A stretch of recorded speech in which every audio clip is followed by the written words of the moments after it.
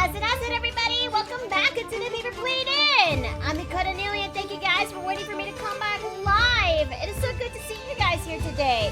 Did you guys eat well? Did you guys rest well? Did you guys have a good day at work?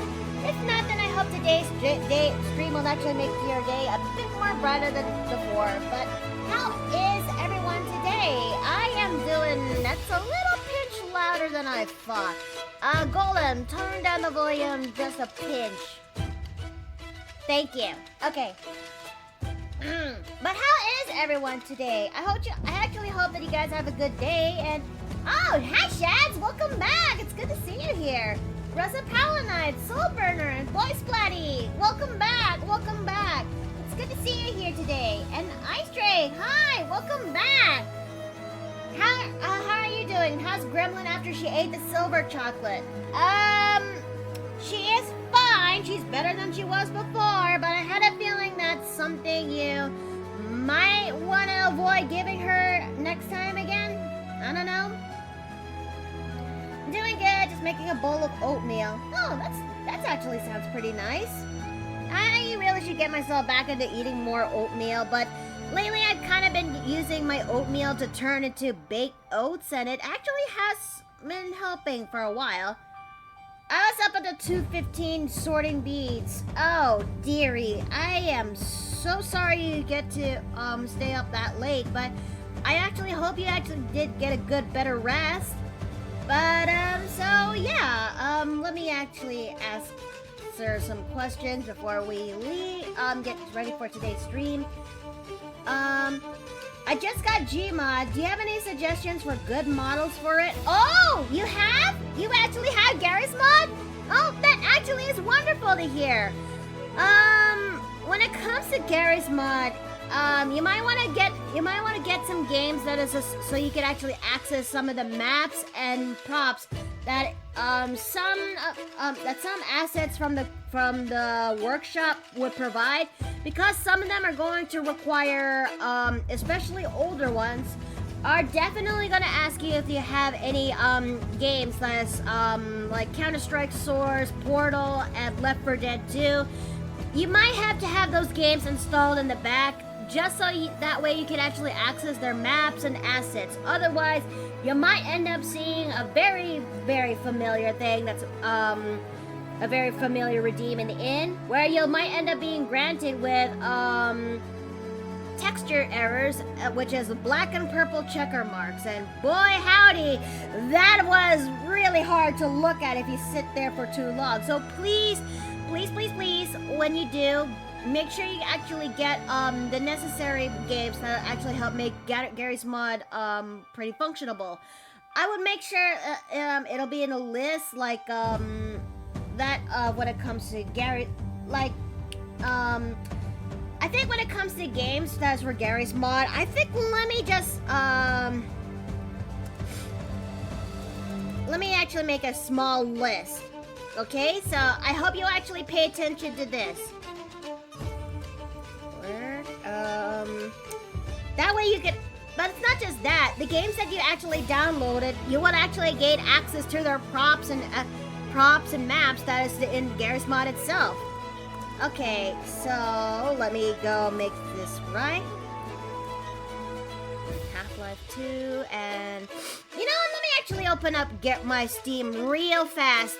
Let me look at the library real fast. Okay, Deathmatch, okay, F1 and 2. Okay, Lost Coast. Alright, Counter-Strike Source, and what else is definitely needed? Yeah, I guess that'll do. Yeah, I guess that'll definitely do. These are the games that I actually have in my Gary's mod that that allows me to access to their props and bunch. That way, when I have the games on and I need to get maps, whenever I need assets and bunch that requires one of these games or all of them, all of the above, I won't be able to actually have to witness the horrors of texture errors and bunch. But other than that, when it comes to, hold on thought. Let me go into Steam real fast. Bear with me a little bit more, chat. Just gonna do one more thing for Reser Palanite, and then we'll get to today's stream, okay? Can you, please bear with me just a pinch longer. Okay, hold on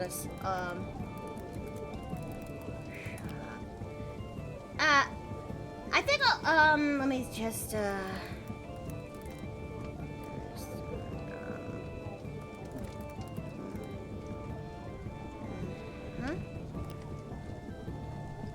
Oh boy. Okay, let me actually access this real fast. Just bear with me just a little pinch longer. Okay.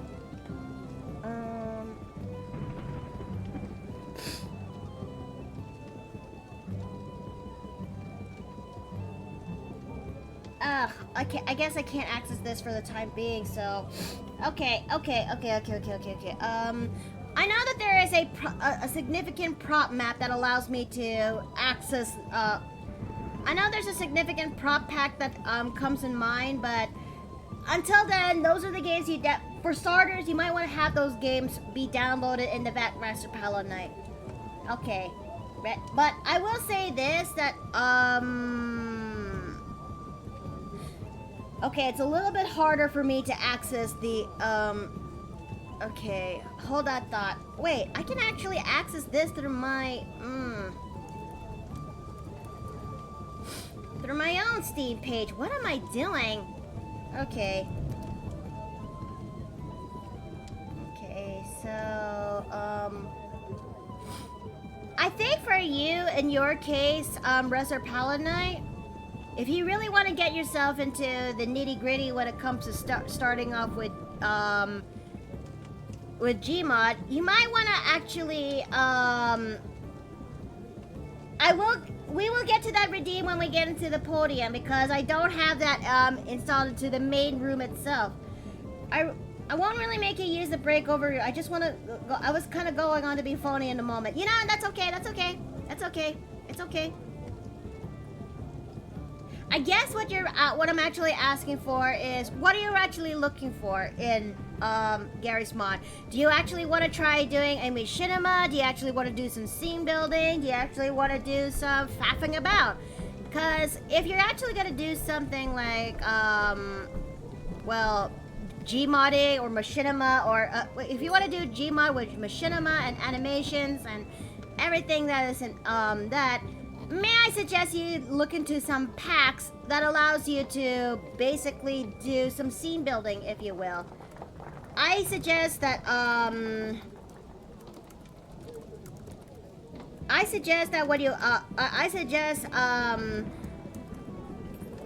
the following, which I'm gonna be placing here. This is going to be the basic of basics for the time being. But at least these are what I could actually,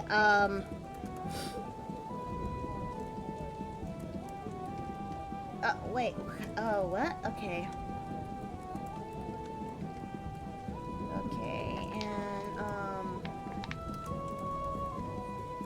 I'll most likely give you 3 for the time being, and that would most likely do.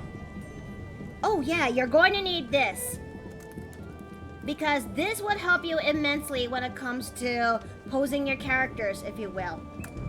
This is the pack I could actually recommend, at least for the time being, Reser Palanite.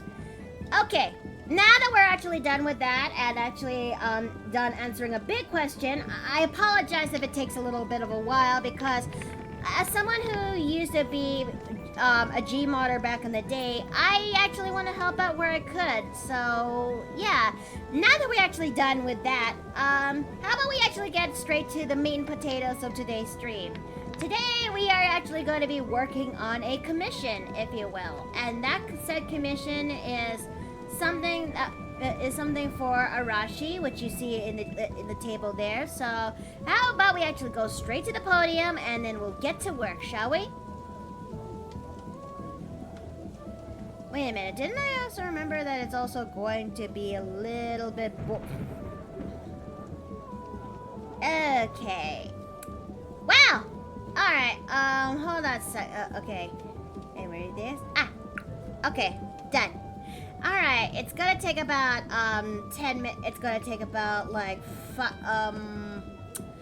it's gonna take a while for everything to come back to normal, so how about we'll just actually carry on with what we can for the time being. Alright, now today we are actually going to be working on a commission for TheArashi, which got, I'm going to be starting off with this one, which is going to be featuring his 2 characters and a little cute guy, which I'm going to be getting his references right about now as we speak. Okay, there we go, which is going to be pasted right here. And we're going to be placing you right there because I definitely need the room to see, and I definitely need the room to see the characters. Sevi? Good. Alright. I only got to work as far as doing the sketches of the pose last night because, well, I was busy playing the Planescape last night, but that's okay. Alright. And, before I actually forget, I need to turn on the screen share, and I definitely need to turn on clip. Well, hold on a second. There you go. That way, I can actually see. Okay, given that's just gonna be me today, we'll just make do with what we got. Alright. You beat me to the punch of breaking it today. Hello, Unbreakable. Nice seeing you, babe. Nice seeing you today. Oh, don't act like it wasn't a surprising.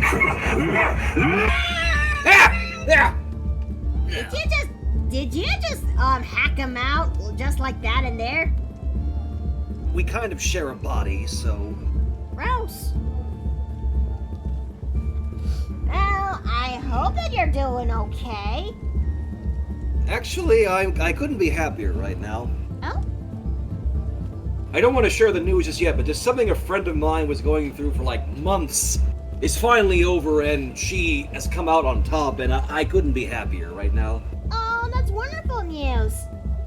It is. I was going to stream Dead by Daylight today, but I think I'm going to hang here for a while, then stream something else, probably. You know, that's fair. I'm just gonna do some, sketching when it comes to this commission. And afterwards, I'm definitely gonna, get to doing the inks and bunch because, well, I didn't get to last night. So we're just gonna have to work on the sketch midway, and then we're gonna do some inks. So what is this commission of yours? Well, this commission is for a client that is Arashi, and he wants me to draw his 2 characters. One is actually being amused, but with another person's predicament, as he's being annoyed by the little cute guy right up there. Let's see. Seems to me that she has a bit of a low ponytail going on, but so we're just gonna work on that. But how are you doing so far, Shads? Honestly, like I said, I'm happy and relieved that my friend he's gonna be okay now, so. I'm glad. I truly am glad. Okay, so. Also, it's really hard for me. It's really, this is just one of my few characters this is one of the few times I actually get to draw someone who is really on the smaller scale when it comes to chest size. Say what? I mean, yeah.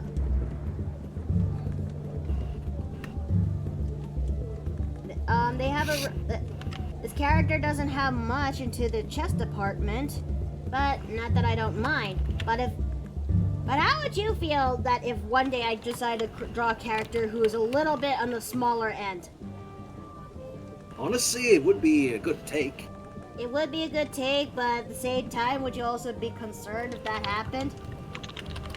Why would I be concerned, or why would anyone be concerned? Look, it's common knowledge at this point, as someone who most likely draw their women really on the thick end, if you will, that one day I suddenly draw someone, draw a girl who's really has a small chest, and that would actually raise some questions, like, Nikki, is everything okay or something? Look, I know you got an affinity for the thick. I still have the commission you did of Scalon, and it's like... Oh, she is more brick than a teensy bit brick than thick, but oh hey, everything's now going back to normal. Okay, that's good. But yeah, she's a little pinch brick than thick, a little bit. The only thing I did gave her thick is the thighs.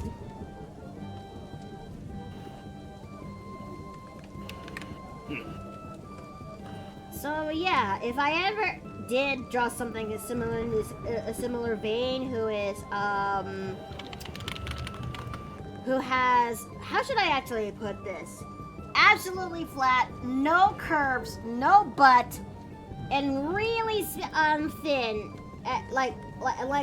incredibly skinny thin. Now that would actually raise us questions, wouldn't it?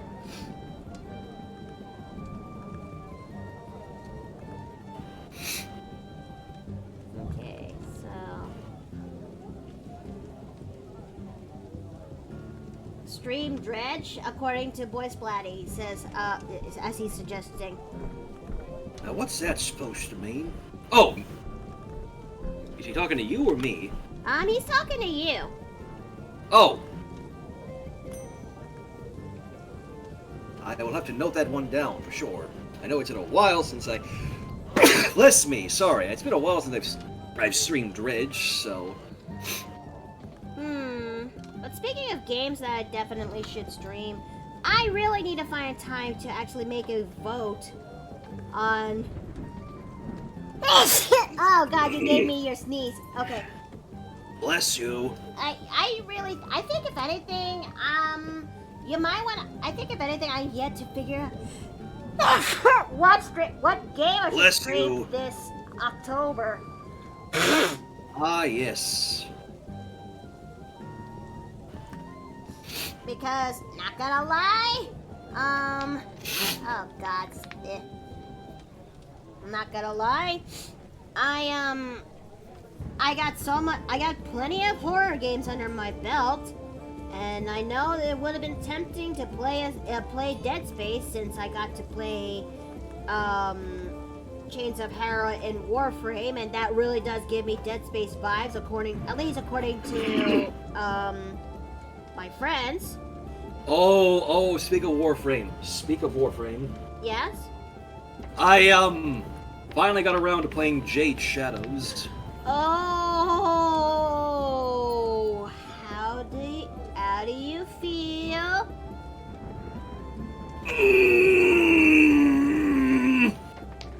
Yeah, I know.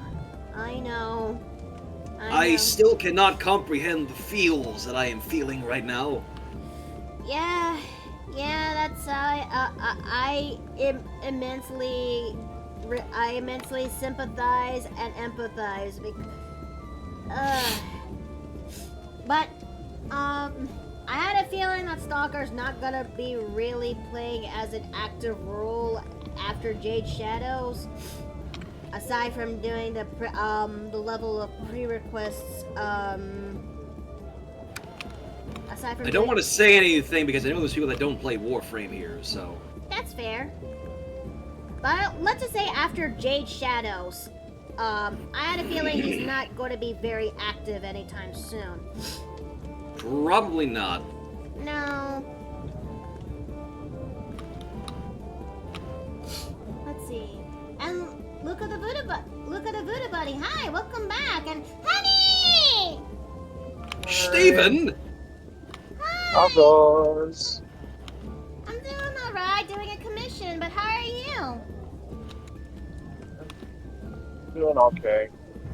Not 100%, but I'm okay. Did my bot help or no? It did help. It did help. Okay, that's good. That's good. Okay. I'm just currently doing a commission as we speak. And let's see. I wasn't able to do the full sketch of this commission. I mean, so we're just gonna sketch along the necessary items because I've only got to make the bodies, not the garbs that they were actually wearing. So we're just gonna have to draw the rest of their outfits, and then afterwards we're definitely gonna do some inking. Okay. Okay. But this is a really simple commission. Simple, easy peasy lemon squeezy. But I just can't wait to do Baldur's Gate that is by tomorrow. I mean, Good. look, I am trying my best to sate my urges when it comes to Baldur's Gate by doing character creations and doing a smidge run when it comes to those character creations. That usually most of the time I would delete them afterwards. Bro, it's just hard, you know? And You got the bug. I did caught the bug, okay? There's nothing wrong with that. Have you ever considered giving Baldur's Gate a try, Shads? I would like to. I just, I never played a game like that before. Dungeons and Dragons-esque sort of game, so... We should Well, definitely find you time to actually play a D&D game Like, itself. I want to get into Dungeons and Dragons in some capacity. Not just in how it's incorporated in Dead by Daylight, but I mean like actual Dungeons and Dungeons and Dragons, Well, if you're looking for a primer, I mean, Baldur's Gate 3 ain't a bad start. Mm-hmm. Is it? I mean, There are some things in the game that aren't in the actual D&D itself, but if you're looking for just a baseline thing of just getting the feel of a D&D campaign, it's not a bad place to go. nope. I'll have to keep that in mind. Chad would probably be a Baldur's Gate player that save and reload saves when a failed conversation roll like real games do. Yes, voice Splatty. I mean, I'm known for not having the best kind of luck, so...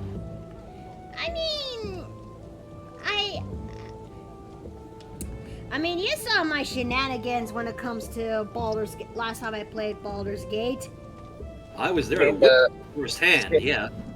You mean with the intellect of ours, particularly? Yeah.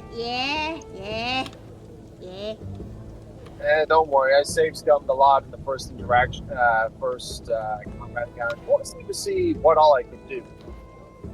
Oh yeah, and for those who actually did get to see me in Steam, that sometimes I've been playing Baldur's Gate when I shouldn't. Most of the time, it's just me just Bless me. sating my urges by doing character creation, and sometimes I would let Steve actually play Baldur's Gate through my computer. I'm playing a human fighter. Oh yeah, I that's forgot to great. ask in regards to the new computer. Mm-hmm. How's it treating you? How'd the Monster Hunter stream we did some time ago go? It was smooth. It was so smooth. There was not a single lag save for an internet hiccup, which I absolutely hated. But it was so smooth. And some graphics hiccups, graphics stuff we had at the very beginning, but we solved that. I was gonna say, how's the other important question I have is, how does it feel to actually be running on a proper PC now compared to the lappy you used to have?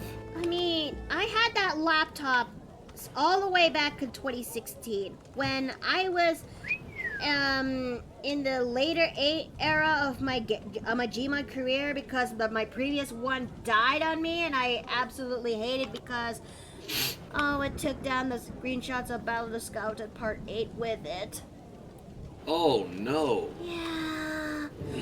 And I was so grateful that I had a laptop that allows me to actually make Gary's Mod runnable, at least for the time. But even I'm aware that it's really showing its age, and I had to get my computer situated before it goes to a point of no return.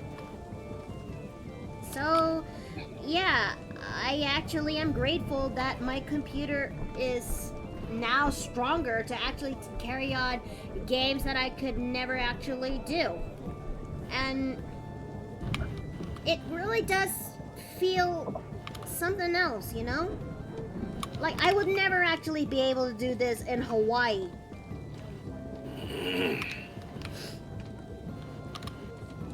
So, yeah, I really am grateful that I got a community that actually helped make this possible. So, I really want to say thank you.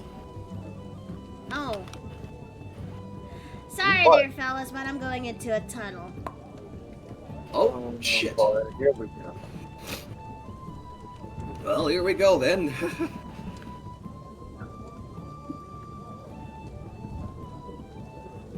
Just wondering if she's going to be in her onesie and just.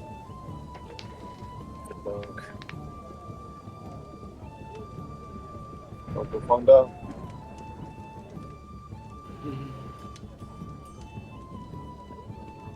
What the?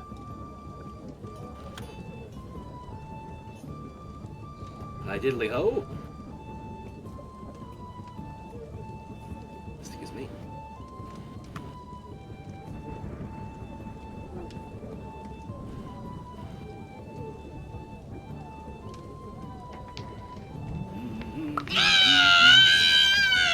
Why?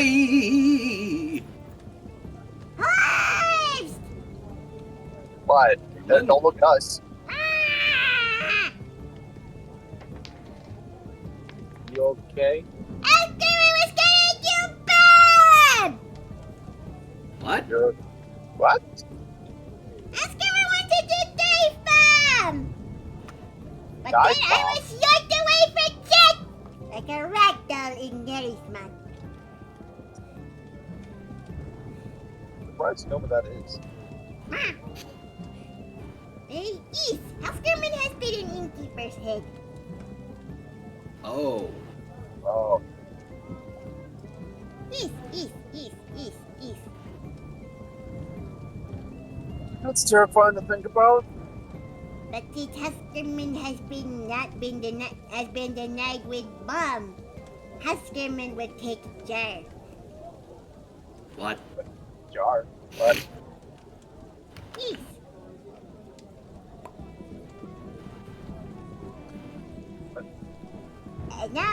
If anyone actually does pee at Huskerman, jar is going to break. Well, shit. oh, what? East. Put that down, Grandma. There's no more broken glass everywhere. Nah. Somewhere. Huh? Please. Did you say you would break if someone threw anything? Well, the boy might not. I might, though.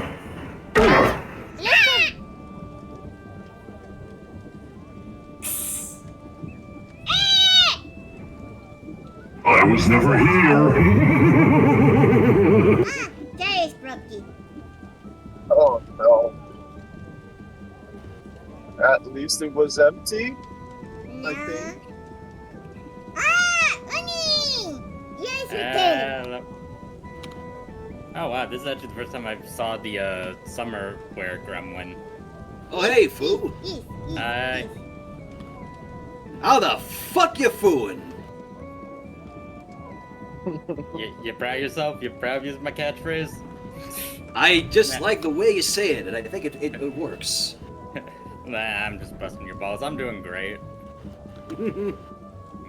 Huskerman broke the jar. What? Oh wow. Hard. Huh? That's a thing. Yeah. Wow. I'm impressed. Well, Huskerman was trying to do dive bomb, but Jack bring me first before I actually would leave the bird. Unfortunately, I just saw the apex running away laughing, so... broke jar.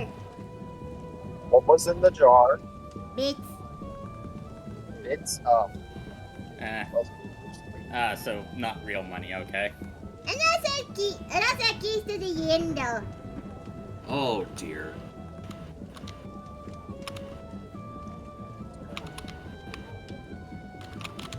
Somebody actually is going to be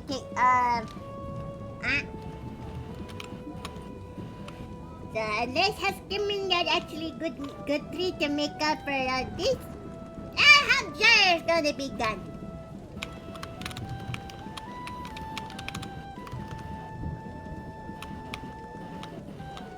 Wait, so no more jar? Listen, there is no jar.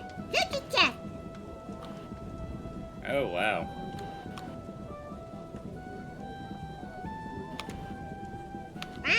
This. There is a cinnamon bun chucky for me. Cinnamon bun? What? Wait, has she ever eaten a flavored chocolate like that before? She's never had cinnamon. Oh no. Let's check the documents.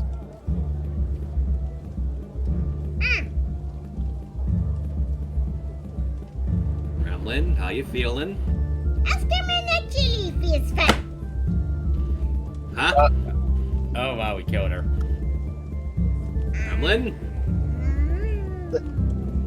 Cinnamon makes her drunk. Wait. Hold on. Isn't a cinnamon bun a type of like cocktail or liquor thing? There's a cocktail called the Ginger Snap. Gremlin, Oh are you wait, okay? Fireball. Should we get the chocolate milk? Give it a minute. Oh yeah, Fireball is cinnamon flavored whiskey. Gremlin, are you okay?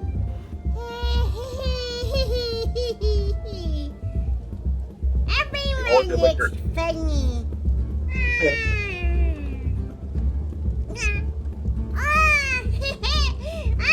Everything reverse gravity. He's funny. I think we should get him the chocolate milk. Okay. Gremlin, here you go. Down the hatch, come dear. on. The high scrimmage. Why are you asking me? Are you going to make waterfall out of Chucky? Have some chalky milk. There's chalky in it. Here you go. But how scrimmage is floating? Great liquor makes her feel like she's floating. Okay.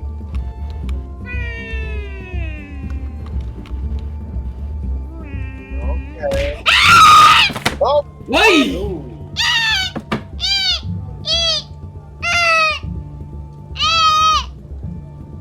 Gremlin, you okay? Gremlin,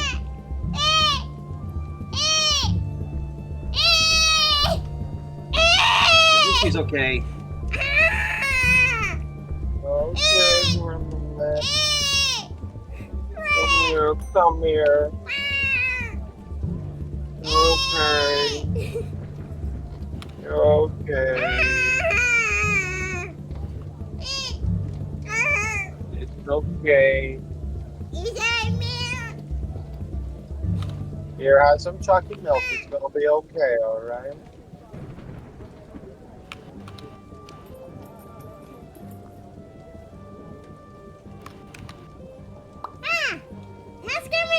Better. That's good. I just remembered something. Huskerman has jar. Oh. Wait, what happened? What? I thought the jar broke. Huskerman fix. Ah. No. Never mind. Started page from Wizard's book. Mending. The Huskerman would put it back. And now Huskerman will go back in the pool. Go have fun in the pool, bro. Wait, the inn has a pool? Say No. what? No, but there is a creek. Creek towards the back. Okay. Askerman's gonna go to water playing world. Rah! Water plate. Oh SeaWorld? no, not SeaWorld. Water plane world. The elemental plane of water. Do not ask me how she goes there. I don't. How are we gonna explain the jar to the innkeeper? Well, it's fixed, isn't it? We don't mention it. Hey guys, what did I miss? Nothing. Gremlin went to the elemental plane of water, apparently. How? I don't know. I choose not to ask because I don't want to break my brain. You know Also, what, that's apparently fair. the Apex was here earlier.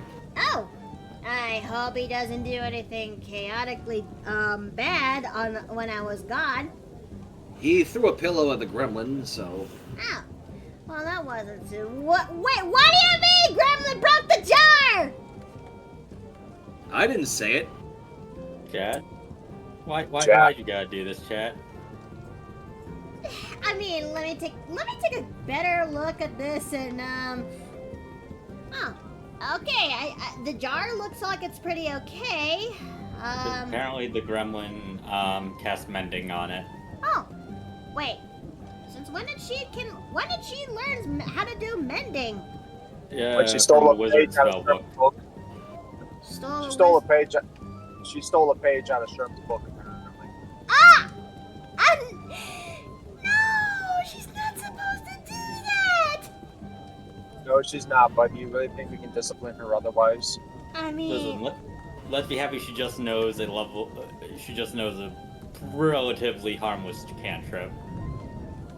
yeah, but who knows what she could actually do with that cantrip? Well, it doesn't I work mean- in organic context if that's what you're worried about. Yeah, it's limited range, long cast time. It's not exactly harmful. And what's the worst she's going to do? Fix something to death? It's like, for all we know, it might actually bring a few people back. Alright, I got a notification as soon as I saw Discord's notification. As soon as I got... okay, I read that wrong. I got here as soon as I saw the notification on Shadow server. What good news do you have, Mickey? I have good news? I think they're referring to what I was saying. Oh, About good news. I don't want to say what it is, because I don't think they've actually said yet, so... But Okay. the perfect gist, the basic gist is that one of his friends is okay. Mm-hmm. gotcha. Okay. And if that's all that we're getting, then that's okay. We'll just have to wait. And she ate a cinnamon bun, Chucky, that you floated upside down. How many effects have we recorded so far when it comes to the house gremlin? At least 20. Number of them, I assume? Yeah. Have we, did we lost count along the way? Perhaps.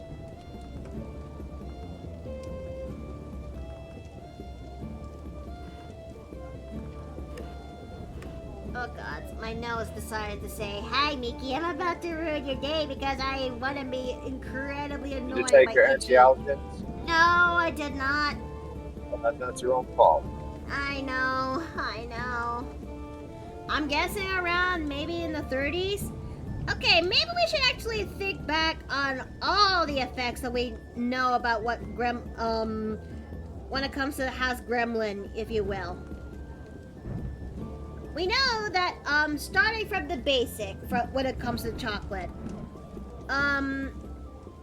Caramel chocolate makes her go large.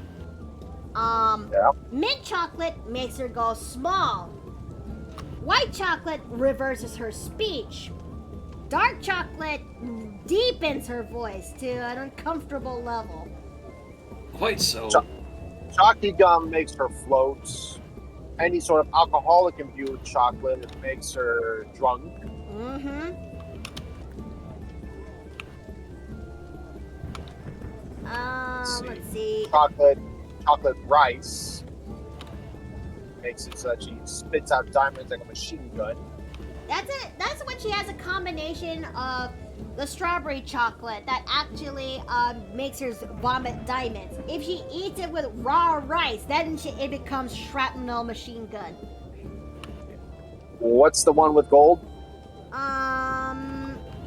I think it varies because if it's a gold leaf, she becomes invincible of sorts. I trust me, I actually look back, and if she actually ate gold itself, she basically becomes stiff and hard as like that of a statue. Silver chocolate hurts her. Mm-hmm. Bronze chocolate makes her incredibly heavy. You need the list, Mickey? I am more happy to know the list, Jaxa Dragon.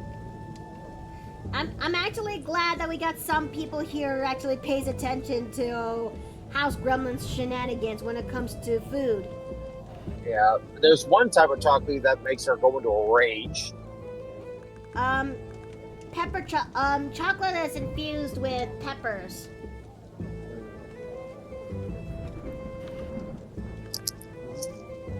And boy, howdy, we wouldn't know since it's part of the featured clips. Yeah, then there's the one that increases her intelligence.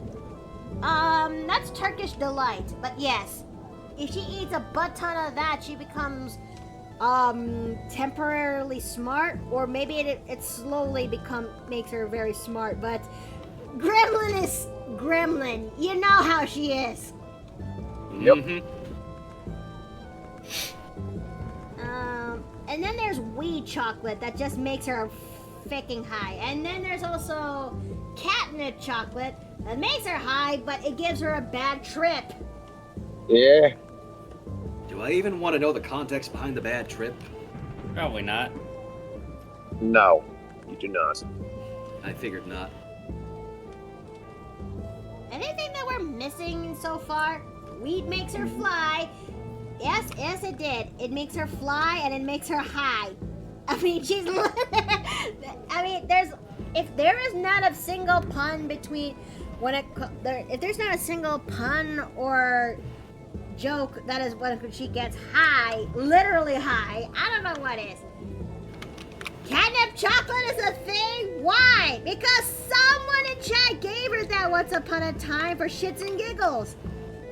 Yep. In fact, this whole thing when it comes to House Gremlin giving her different foods started with shits and giggles, all because of it started with gum. Yeah. Gum?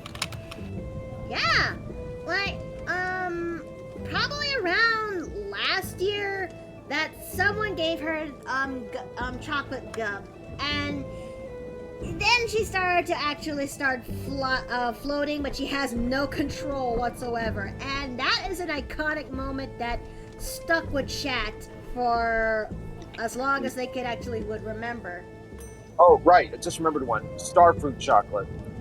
Oh yeah, starfruit chocolate allows her to grant one wish, but that wish granting is Fickle. Incredibly so. Like one time Afton wishes to be smart enough to know everything in the world. He just gains +2 more to his additional +2 to his intelligence. Interesting. Let's see. And then there's rainbow chocolate, where if she eats one, it does a random effect. If she eats a whole lot of bars in one sitting, then yeah, it kind of goes haywire. Yeah. And coffee chocolate also makes her go stupid fast.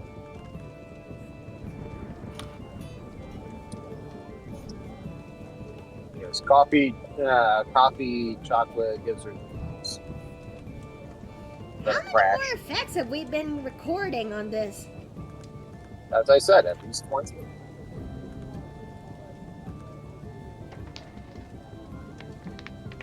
Let's see. It's a Wheel of Fortune. It's Wheel of Fortune. It's random for the rainbow chocolate. Yep. Star makes her a god. No, more like she became, Sort of a genie. sort of that of a genie, but the wishes are incredibly fickle. Yep. I thought gold would make her Saxton Hale, or that of, like, might be Australium. I think you're mistaking that as Australium. Yeah, we've yet to try Australium, and last thing we need is a roided out gremlin. Please, no. There is something horrifying of the idea that of a very buff house gremlin. There's only one buff gremlin in here, and it's me. Best Oni. But yes, we don't want to mess around and find out when it comes to gremlin being that. Yep.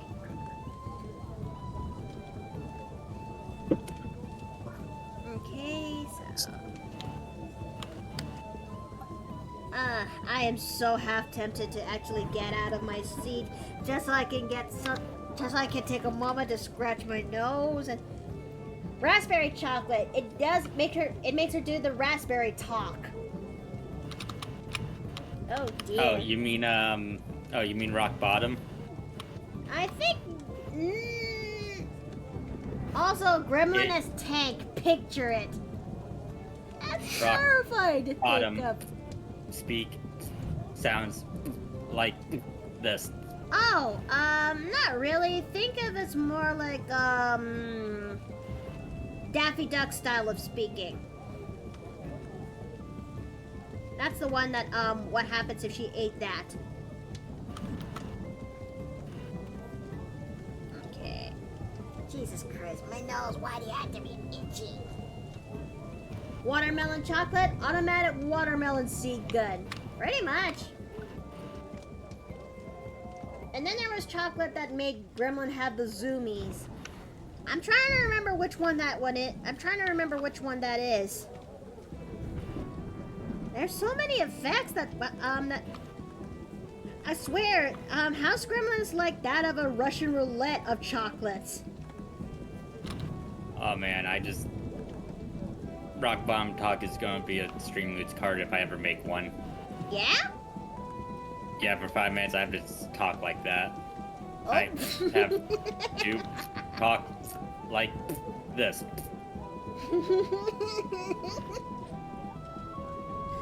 I mean, sounds like a funny idea. I welcome it. Wait a minute. He doesn't really have the same clasps on the other side, so. Alright, so coffee chocolate? Yeah, coffee chocolate is definitely the one that gives her the zoomies. We definitely do need a list. We definitely do. Chat, I guess that is your I am actually welcoming this, chat, that if you were able to make a list of all the effects that House Gremlin went through, depending on what chocolate she ate, then I welcome it. I welcome it if you showcase it to my direction or something.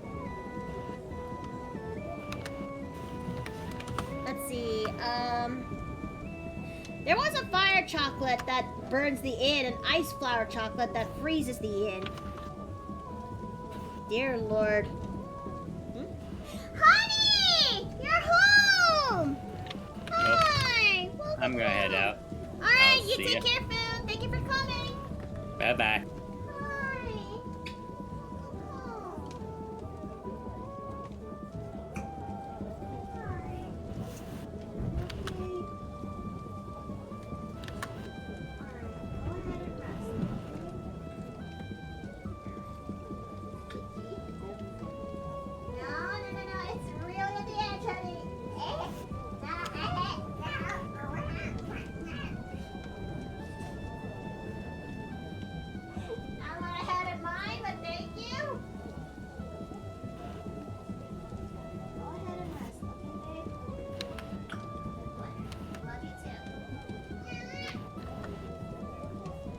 I'll give you the documents and send you as an editor. Thank you.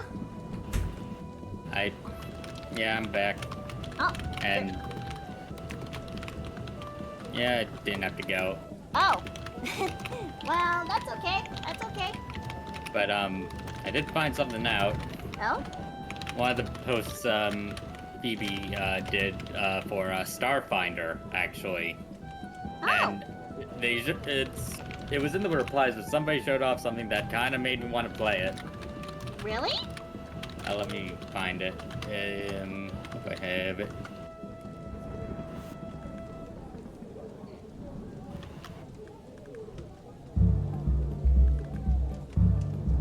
Okay, let's see.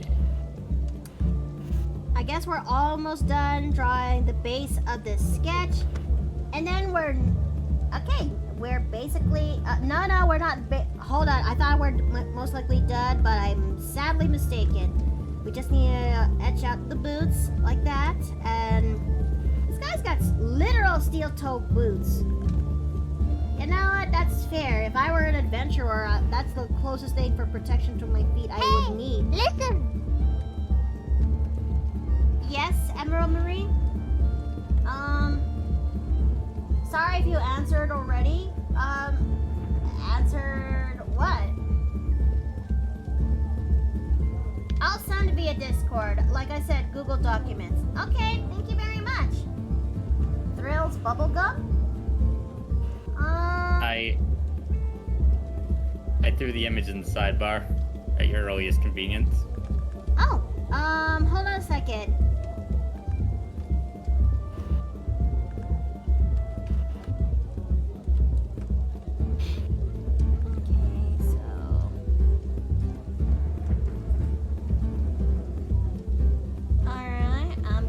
Take a good gander real fast. Oh! Yeah. Freaking Stitch as an e-girl. That actually, okay, I'm not gonna lie, that actually looks really cute. And is that a tape quarter over there? Might be. I don't know. I don't know anything about Pathfinder and by extension Starfinder. I had a feeling that's something that Runia would have an idea what that is, but this actually looks pretty cute. Yeah. Listen, I've been looking for a good whatchamacallit, space themed tabletop game. Well, And I have not heard good things about Spelljammers. Well, the Spelljammer that I was a part of with Steve, that introduced me to Savage and the others, we actually did manage to make that thing work because he basically made that game akin to that of Guardians of the Galaxy, if you will. And,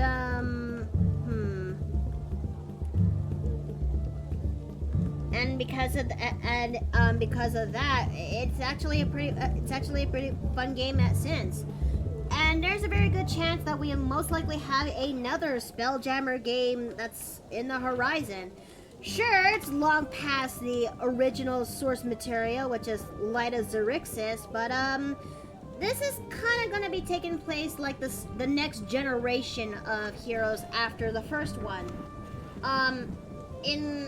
To put it into context, I used to play as Mary Nightingale in that campaign, and the next time we actually do get to find time to play Spelljammer again is I'm gonna be playing as her daughter, if you will. But I really do hope that you find a game that really does suit you, you know? I mean, I would actually need to find a group to actually play any game with. Well... Like I said, I really want to play as my new Rune Knight Xena, but eh. Yes, for those of you keeping track at home, Xena is that Amazonian Leonin that we talked about during the race tier list. I really want to do something like that again because it was a really fun thing to do. see. And now we're gonna do canvas size. We're gonna narrow this. There we go. Okay, I returned. Did I miss your answer? Shit, I did not notice that. Eating a sin is a bit of a challenge. Okay, hang on.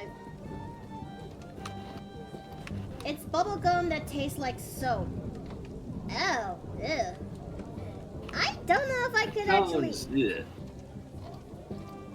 I don't know if I could actually. That sounds more like a challenge to actually do. Like a bamboozle bean challenge, you know, where you have jelly beans in a bowl, some of them with assorted flavors, and I think that was one of the flavors from those Harry Potter jelly beans. Ow! Ow! Right in the tit! Ah! That's because it is? Oh dear, it's an endurance kind of thing?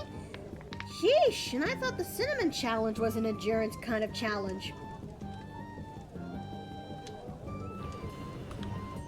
So, let's see.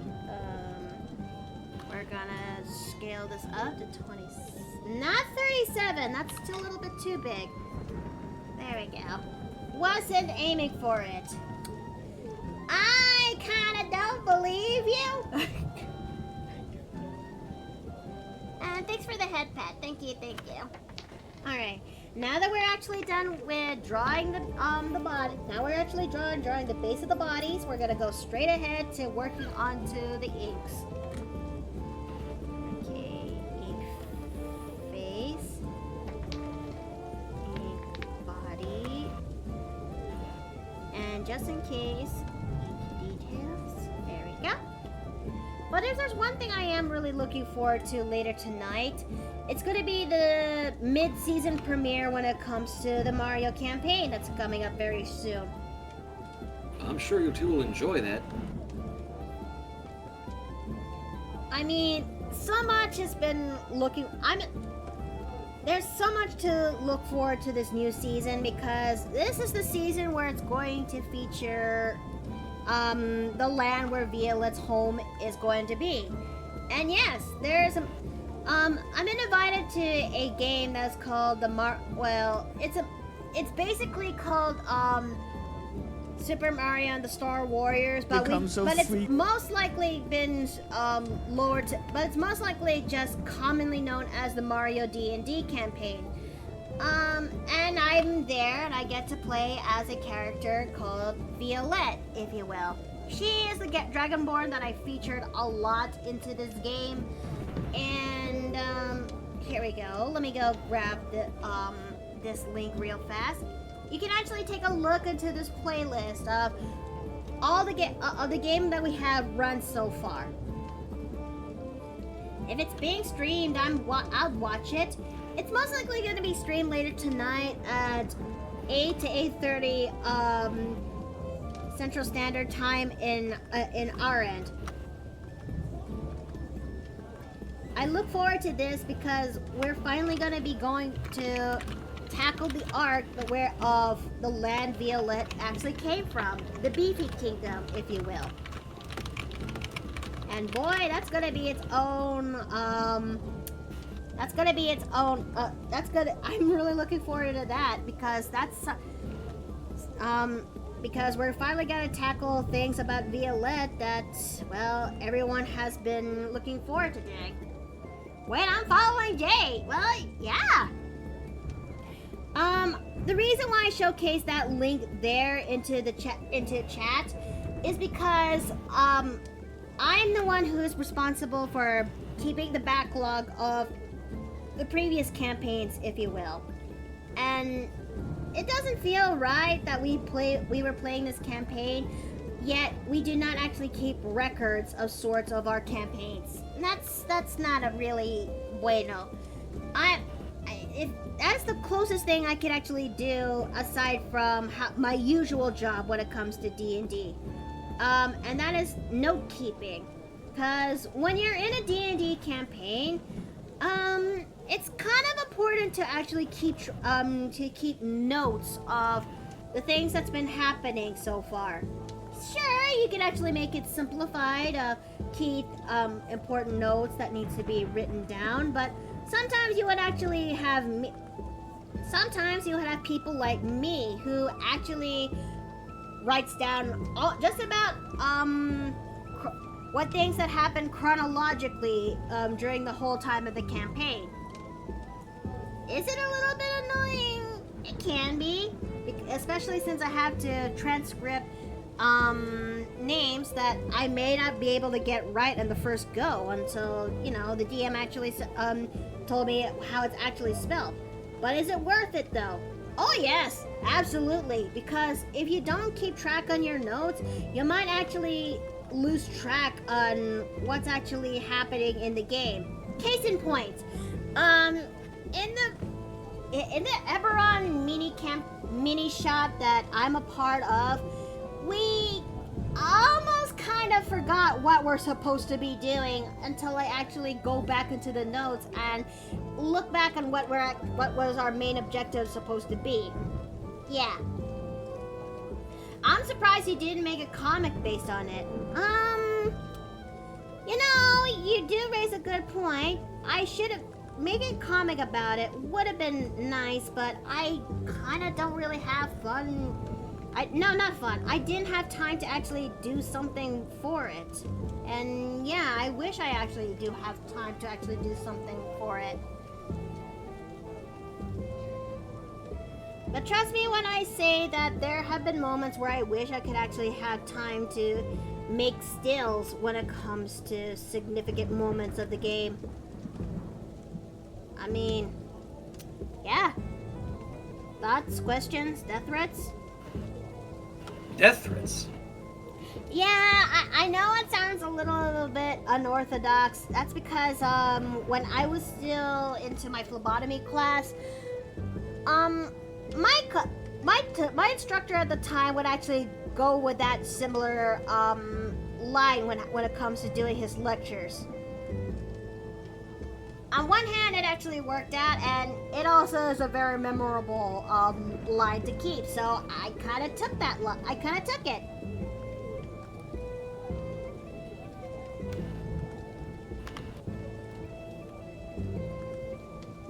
Okay, so we're just gonna go ahead and make the lashes into her eyes.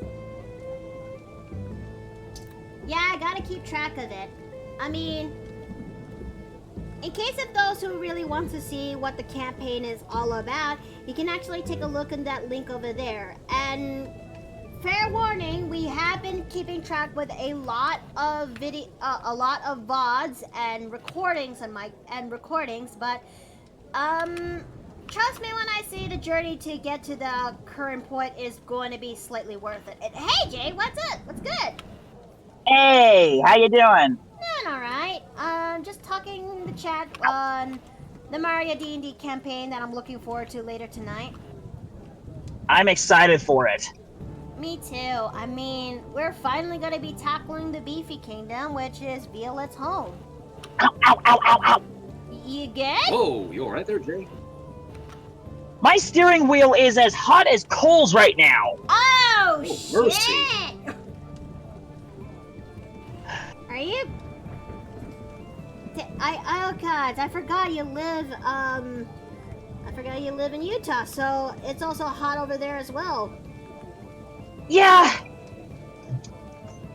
Oh dear. Yeah, so imagine how I'm doing with my car sitting out in the sun all day with a black leather steering wheel. Oh dear. Yeah, it's not pleasant.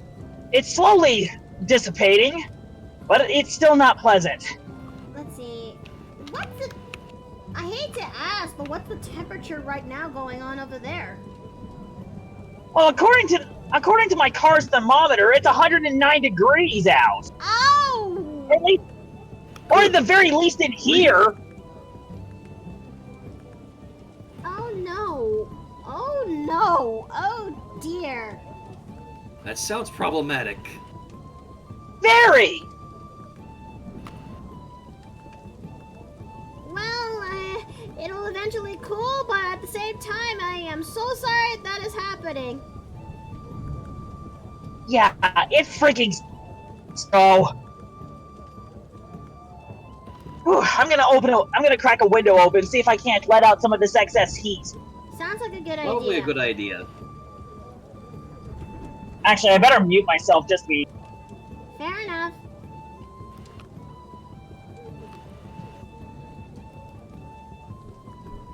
Okay.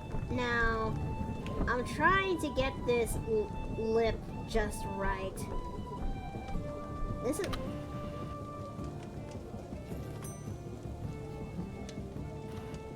Okay, so... Let me try to get this face again just right, because it looks a little bit off. But she's trying to hold back a laughter in this one.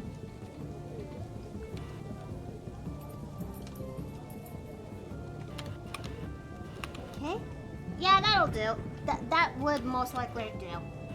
Wait, hold on. Hold the flying phone! Oh, I fucked up. Oh, I immensely fucked up. Oh no. What happened? I wanted to make this thing, like...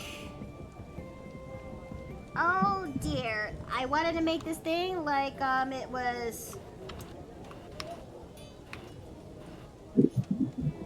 Okay, no, not that's webtoon page logic. Okay. I made the canvas, I made the canvas bigger instead of the image bigger. Uh-oh. Don't worry, this is an easy fix. This can be a very easy fix. I can fix this. I can You really got fix this. Okay. Okay, my AC is finally kicking in. Okay, good. Whew. All Thank the right. Lord for that. Let me actually image resolution, not What is this idiot doing? This guy in front of me is like flitting between lanes. Just pick one and stay in it. Is someone not being not doing their what they're supposed to on the road? Yeah, they're not, and I'm beginning to wonder if they're intoxicated. Too early for that. That's not entirely safe. Yeah, especially at this hour? I mean, I know it's 5 o'clock somewhere, but still. Okay, let me actually fix this. Because it looks wrong, so... I'm gonna see if I can pass him. I don't feel safe behind this guy. You know, that is fair. That is entirely fair. Okay, and, just drive safely, Jade. That's all we ask. Nah. Actually, on second thought, I'm just gonna take an alternate route home. Fair enough. Okay. Right lane closed ahead, of course it is. Okay, so now that we actually got that situated, oh, wait. Well, no. I still need to work on his, on the other guy's face.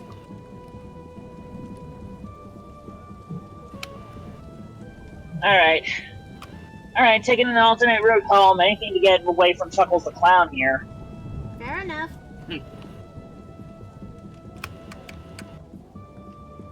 Or I should say Bozo. I think Bozo's much more suitable. Do you have a dash cam according to Emerald Marine? Unfortunately, no. I need to invest in one. Although, considering the current state of my car, I think the dash cam might melt. Wait, how would a dash cam melt inside the car? Remember how hot I said it was a minute ago? Mm-hmm. Oh, right. Again, a dash cam is made of small parts. It's not wise to put it in a place where they can melt. I thought dash trash cans. I don't know how resilient they are. You know what? That's fair. That's fair. I'd rather do my research before I buy one recklessly, especially since I'm not exactly liquid right now. You know, that's fair.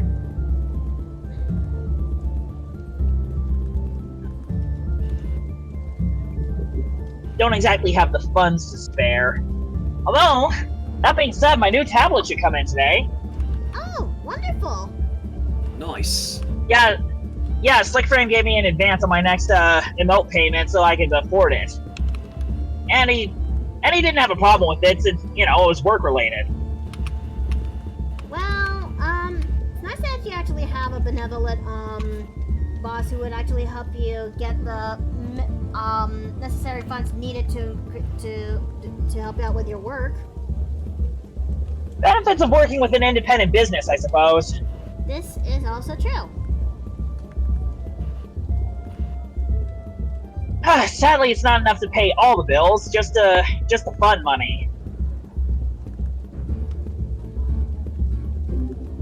I am considering doing some sort of a donathon somewhere around later this year, where that one is gonna be in a similar vein to how I did with last year's donathon. Oh yeah, I remember that. Yeah, the wanted posters is a very fun idea, and it's an idea that actually stuck with me ever since I opened up my Patreon. So I'm doing something a little bit of a different change, if you will. How would you feel if I actually draw house gremlins, everyone's version of a house gremlin, and they're plastered in corners of the inn? On the one hand, I think that's an amazing idea. On the other, I worry about how much work you put into it. Because unless you have like a base to work from, that would mean you'd have to line art every individual gremlin and maybe even color them. That's okay. I managed to make it work when it comes to plushies. I can make it work when it comes to house gremlins. Alright, just saying. Okay, so I also need to My ask suggestion is that you make a couple of different bases to work with. That is also fair. I definitely... Again, you just want to streamline the workflow any way you can. Yep. Anyways, what were you saying? I also think that I also wonder if I should actually find time to ask Melly how she was able to make it work when it comes to I also need to find time to ask Melly how she was able to make it work with her Ravens plugin, cause she was able to figure out a way on how to make custom Ravens and general Ravens work, where it's just one redeem away in the inn, and by redeeming that, it brings forth a Raven that is found in the corners of the inn. Corners of her stream. Oh, you mean like stream avatars, right? Yeah. Or at least something like that. Something to. I know that Pirate Software does the same thing with ferrets.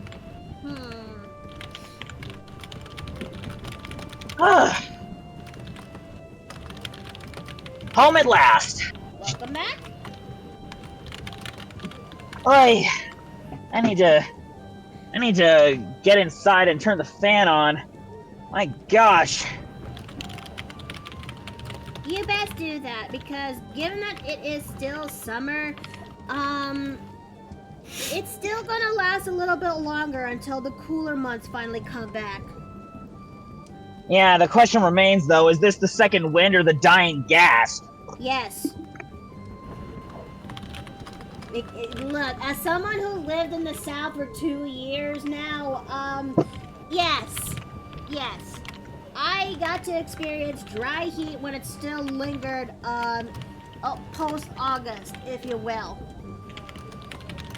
I can't believe there's people out here mowing their lawns in this weather. I really need to find time to mow my lawn.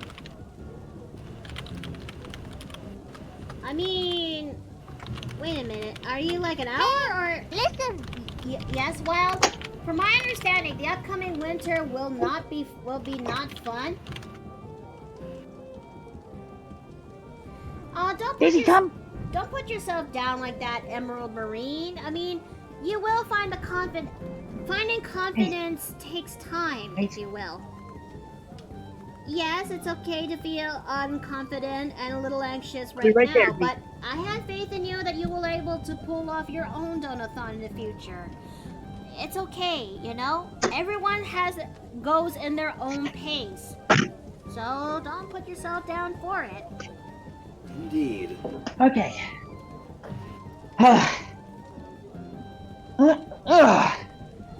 Alright, looks like I can't kick my feet up just yet. Daisy still needs a walk. Make sure she's not in pavement. Don't worry, I'll stick to the sidewalk. Okay. The plan is to keep her in the grass as much as possible. Good. Morph, morph. She borks. That's not Daisy, that's Maggie, that's the neighbor's dog. Oh. Come to think of it, I don't think I actually, heard Daisy bork. She doesn't really bark as much as other dogs. She's very chill like that. Huh. Let's see. I appreciate the attempted encouragement, but I really don't think it will work. I know I started a conversation. Look, it's okay, you know? Come here, baby. Alright, Daisy, let's go. Like, how I actually would describe this. You will accomplish things if you actually put your mind to it. I actually did that too when it comes to last year's Donathon, when I realized my PC is really on its, my laptop is reaching its twilight age, I believe.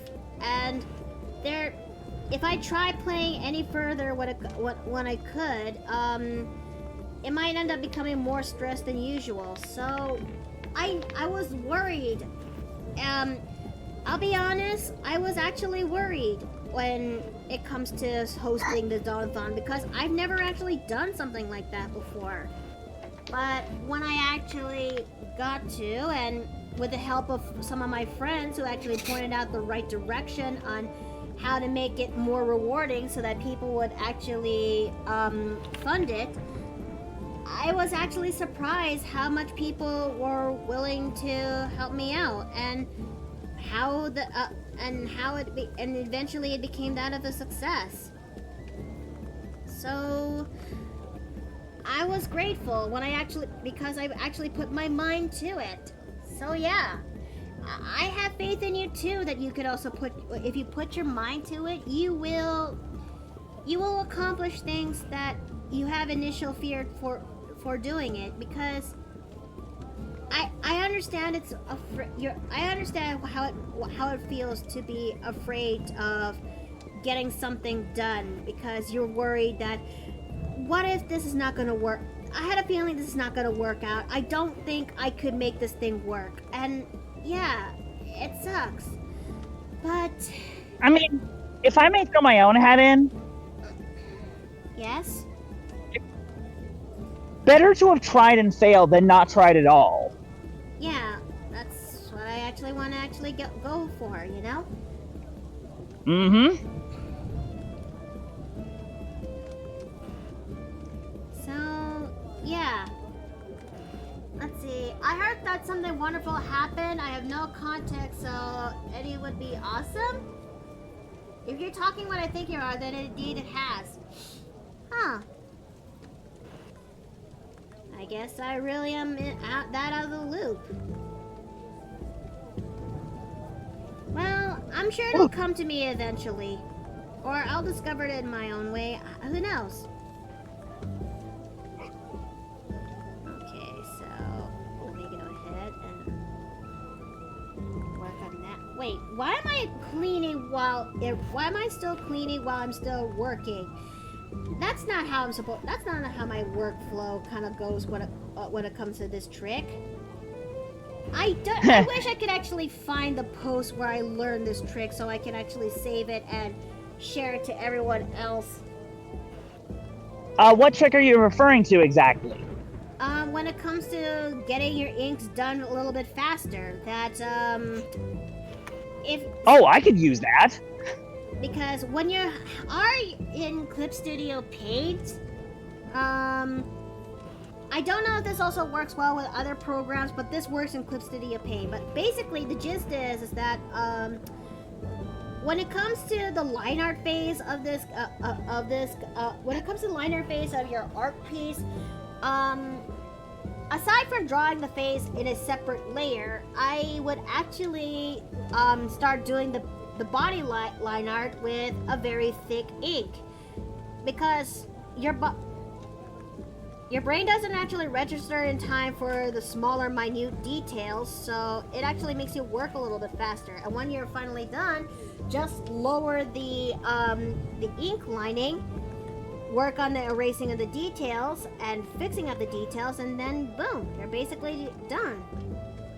Honey! Oh yeah, it's funny. Actually, since you bring that up, working with thicker lines and then lowering the thickness of them, that actually makes it for a smoother stroke compared to what you would do with thinner line. Guys, hold on a second. I need to be away for a bit. Steve needs a moment. I'll be right back. Not to worry. Don't worry.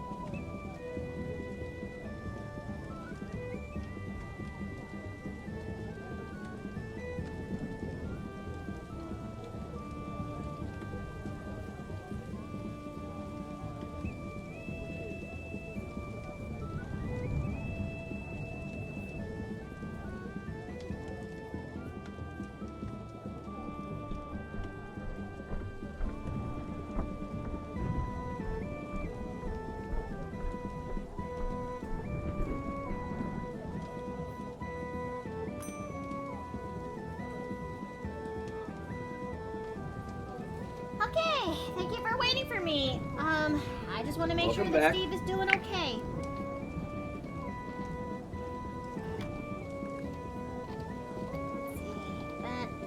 I hope I didn't actually keep you guys waiting for too long, so why don't we actually get back into the swing of things when it comes to this?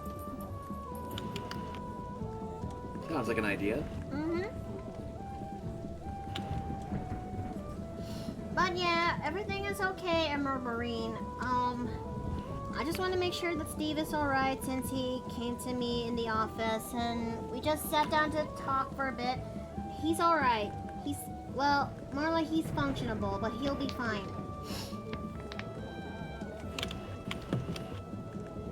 But he told me that, just having my presence is enough for him to actually get by for the hard day, you know? Which I am grateful for. I mean, can you honestly blame me? That's how much I do. That's how much I actually do love this man. I just want to God make sure bless that you he's too. doing good. Calm. It's real this time. You good, Jay? Finally got an accurate read on the temperature. Okay, and what do we got? Outside. And it's only gonna get hotter. Oh dear.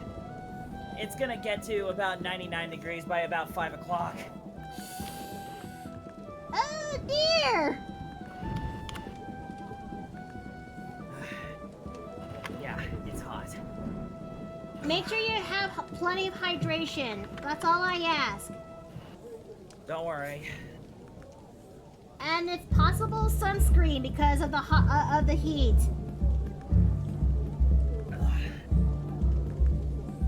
Don't worry, I won't be going outside anytime soon. Okay, that's okay. Fair enough. Yeah, my time in the sun was fairly limited. Luckily, Daisy was just as eager to get her business done as I was. Well, I'm not too much of a nag when it comes to asking. When it comes to saying things like that. Am I? No, you're just showing your motherly side, and it's something that I appreciate. I'm glad. I'm really glad. I mean that with sincerity because I know it comes from a place of care. Sorry for making bracelets. I don't think I chose quite the right string for these pair of beads with. You know, that's okay. And you actually are making bracelets right now? That actually sounds really fun. Reminds me, I actually made cookies last night. Oh, what flavor are they? Chocolate chip. I was going to make sugar, but the mix went bad. Oh dear. Yeah, it was it smelled really funky. Oh dear. Yeah, not the kind that I'd like to be putting in my oven. Well, you tried? I tried, and that's all I can say. But yeah, this batch came out pretty okay. Well, you know, you mentioning that you've made cookies, I really need to find time to make muffins, especially double chocolate chip muffins.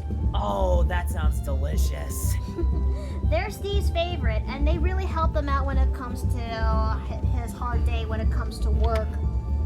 Genuinely, find the time to make it for your boo. It sounds like he's had a really rough week. I know, and I had a feeling he's going to deeply appreciate this. I mean, Steve and I have our own differences, but in the end, we actually do still love each other. Sure, he likes his with chocolate. I like my muffins with blueberry, but in the end, Oh, same. Then again, I like both. I'm much Especially if the blueberry has a nice sugary crust on the top. Ooh, that's delicious. Oh, I suddenly miss those blueberry muffins from Costco. Yeah, that's exactly what I'm talking about. Oh. Again, my landlord, he gets leftovers from Costco, and sometimes we get those. It's just, it's delicious.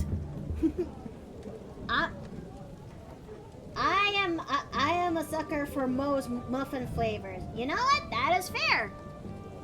I actually wouldn't mind learning more muffin recipes. I just don't know which ones to start. I am much more I am grateful I was able to learn how the chocolate muffins for Steve, but I'm always curious I'm always interested to know what other recipes to actually tackle and challenge. Well, for the time being, focus on what you know how to make and what you know will make Steve happy. This is fair. I mean, once upon a time, I actually found time to figure out how to make spam musubi, and I learned that spam musubi's... I really gotta learn how to make that stuff, since spam's really inexpensive. I don't know. I mean, the one in Hawaii, the spam is much cheaper there compared to the mainland. At least what I see so far here in Texas. I don't know how much spam is into the rest of the other states, but in Hawaii, they're about $1.50 each. I mean, if corned beef isn't that expensive here, then I don't see why spam would be. But the spam is usually sold for about $2.50-ish bucks.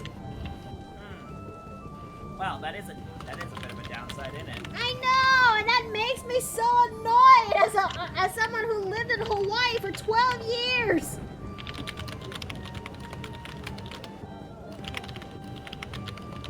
Really that good over there, or is it a grass is greener on the other side sort of scale? A bit of both. A bit of both. You have to be stupid lucky to actually make it work when it comes to living in Hawaii, because it's one of the more expensive states in the entirety of the U.S. Well, that I understand. It's a freaking tourist attraction. Yeah, and it's also an island too. Attraction is the wrong word. Tourist trap is more accurate. But yeah, it's an island, and it doesn't help that it's also an island too, which the living spaces is a little bit smaller and cramped compared to what I lived here in compared to living in Texas, if you will. Yeah, I gotta make the most of the land, which sucks. But despite that we've tried our best to make it work, Steve and I still have fond memories when it comes to our time living there in Hawaii together. I mean, fuck, one of our favorite places to go to is most likely food chains that we can actually find here. I still remember our fun time going to Gyukaku for special occasions, and we would actually enjoy having barbecue, Japanese style barbecue there. Oh, Japanese style barbecue sounds delicious. I mean, yeah, I wouldn't actually mind drawing characters who actually have something similar like that in a dining experience, you know? But yeah. Man, now I'm getting hungry all over again. Ah, I am so sorry. True, it is a tourist trap, but they shouldn't let it get to the point where it's detrimental to the people who live there. I mean, it's not just people who came from the mainland and try to make it work it there, but also those who actually lived there for a very long time, and that includes both the locals and the Hawaiians, if you will. Right. Wait, wouldn't Hawaiians be, within locals? Or am I thinking of something? I don't know. Let's just say that they're trying to make the best out of a bad situation work, and that also includes protecting what's left of their culture, if you will. I know, and genuinely, I have so much pity for them. Me too. Yay. Me too. But hey, I'm still surprised that when it comes. But speaking of Hawaii, I am still surprised that the production when it comes to the live action of Lilo and Stitch was canceled because of the immense backlash when it comes to the people, when it comes to the Hawaiians and the locals there, telling them this is not 100% okay. Yeah, honestly, get dunked on, Disney. Why can't they also do something similar to that when it comes to Mac freaking Snow White that's coming soon? You know? Because am I the only one who's actually noticing that this trend of the girl bosses is starting to become more detrimental than helpful? It's been like that for years now. It wasn't helpful then. It sure as heck ain't helpful now. Look, I can't understand on trying to be independent and try to make your name worth out there as a woman, you know? And I understand that immensely. But there comes a point where it becomes like you are there comes a point it stops being inspiring when it's kind of packed with assholery in there. At least that's It doesn't help that it's not being helmed by the same directors who made it popular in the first place. especially when it comes to Disney. You know, the animation monster that is known for pumping out iconic stories ever since the 1930s, with Snow White especially. And I'm just not a huge fan with the direction they're doing when it comes to that movie that's coming up very soon. Look, to make this story brief as possible, they tried to make Snow White in this movie another stereotypical girl boss, if you will, when it comes to this. And one where it rings too much into apathy and power driven, if you will, when the original Snow White is nothing like that. Yeah. Because the whole point of Snow White's character is that she is young. She is naive. She is actually canonically the youngest, while also being the oldest, Disney princess. It's not just that.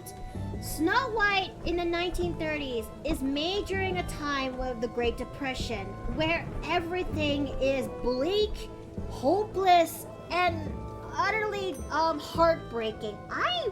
Are we living in our own Great Depression? No. It's if that were to be the case, the stock market would crash and everything would be really bad. But the point stands is that it would suck for everybody, including the billionaires. This is true.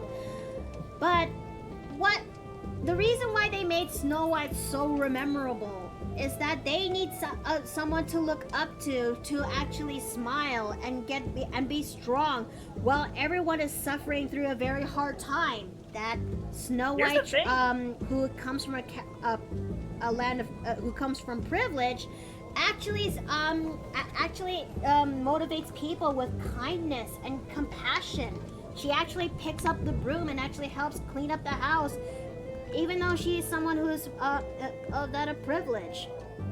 That's not the only thing. She had that privilege stripped away from her the minute the evil stepmother became queen. And she still found reasons to smile and be happy. That is real strength, not the girl bossery nonsense that Hollywood is permeating. But the ability to smile through adversity, that is real strength. And let's also and it also makes me incredibly peeved that they're also shunting away. They're shying is very nice. It's more like they're taking the romance elements that is from classic Disney eras and giving them a nice nudge. It's more like pushing them in front of a minivan, if you will. And they're infantilizing it. It's just look, there's nothing wrong to actually find love when you're there's nothing wrong with finding love, you know? I mean, there shouldn't be. You shouldn't really be ashamed in finding love when you're when you're trying to get your own ducks in a row. You know, when it after all, Disney is also one of its main food groups is well the romance element that comes with it.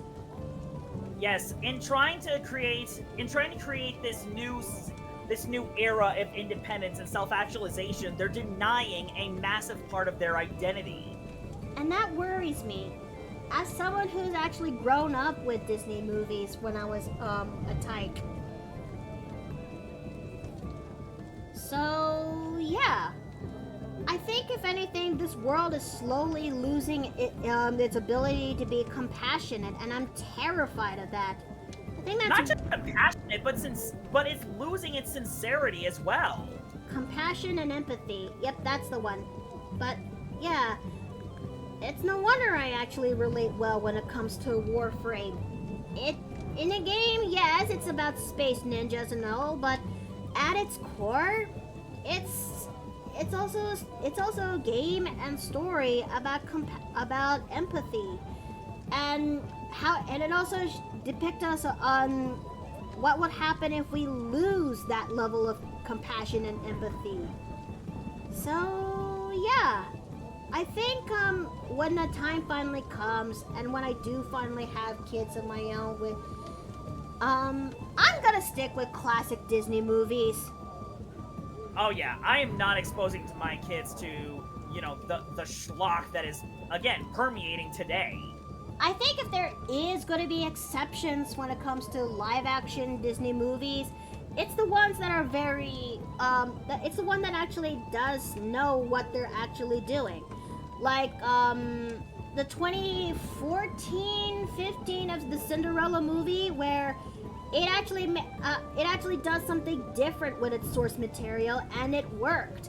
And then there's the older. It not only did something different, but still remains true to the overall message of the original. Yeah. And okay. Okay. One more thing before. It still did something different while keeping the spirit of the original. This is true. Okay, one more thing before I actually go look at chat, because I know they had their 2 cents too. Another movie I also wouldn't mind showing it to them is the 1990s live action of The Jungle Book. Yeah. That too also has its own different spin of the original source material, and I actually do like it. Yes, but I had a feeling that it's going to be shown when the kids are slightly older, because it's a pinch darker than it was when it comes to the animated movie. I still remember that one scene in my head, and it's living there rent-free. Good grief, yeah, that scene. Yeesh. Anyways, also what was it? The 2015-16 live-action Jungle Book? That wasn't so bad. That wasn't so bad either. I mean, they actually did something different with it. I think yeah, they tried to do something that was closer to Rudyard Kipling's book, but at the same time, they kept elements from the animated version, such as the presence of King Louis, but instead making him a Gigantopithecus, which actually is in India. Why can't we have live-action movies that actually does something different for the source material? Because isn't that what they're supposed to be? Sure, it's gotta be cash cow. It's cash cow.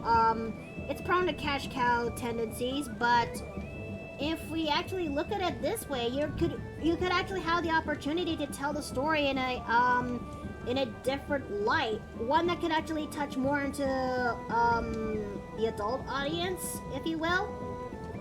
An adult audience who still looks down on cartoons for whatever reason. Which for one, I'm not okay with those guys. But yes, yeah. The point still kind of stands. Okay, now I'm gonna go read chat so that way I don't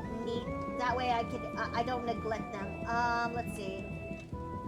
All Sonic Kid here knows how's it going. I have a question. Have you ever watched Scott the Woz? Also, I want to tell you that September 29th is my birthday. Oh, that's nice. No, I have not watched Scott the Woz.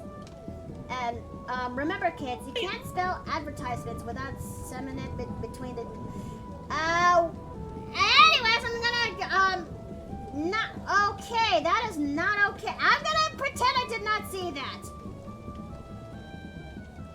Yeah, anyways, it's funny you mention a YouTuber, because there's actually this one YouTuber I've been looking at recently called Master Samwise, and he actually goes over the different strengths and virtues of each individual character, and he has comments of his own about the whole power struggle that Hollywood's been going with.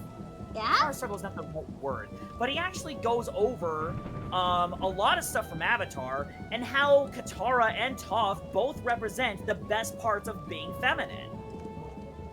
I'll put it in the TV chat, but it is very, very good. Okay. And he also makes some amazing video essays about Iroh and Zuko, and I figure that's right up your alley.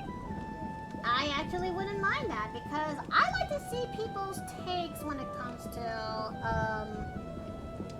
I like to see people's takes when it comes to that, you know? Let me see. Doing this. Okay.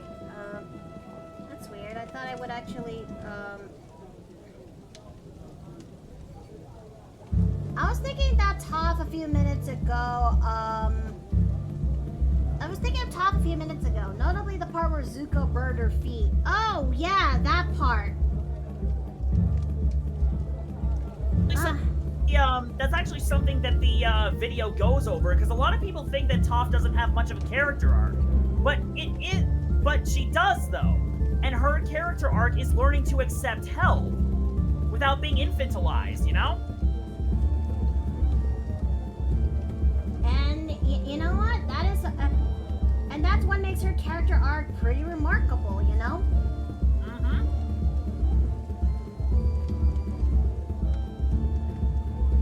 But anyways, good balance between femboss and someone who lets others help.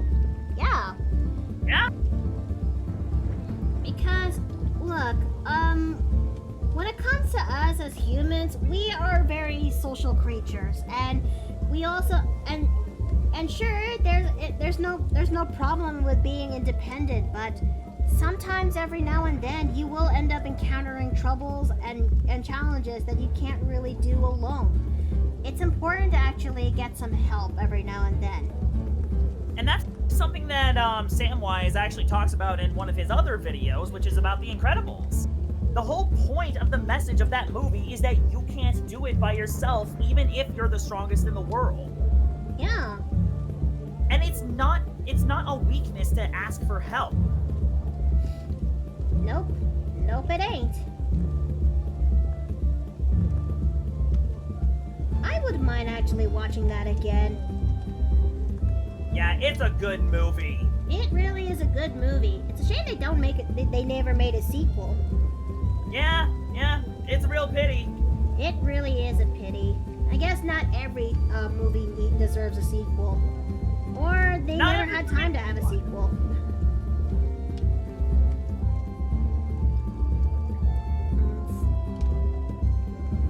Okay, let's see. Also, Toph, yeah, okay, wait, I've already read that, sorry.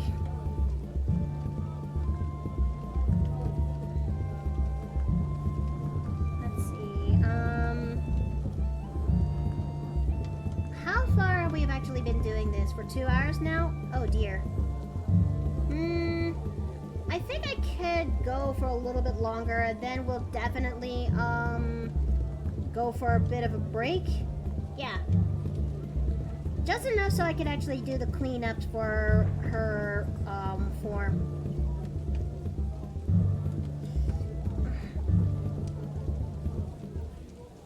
Oh dear. Okay. Also, it doesn't help that my nose is still flippin' itchy.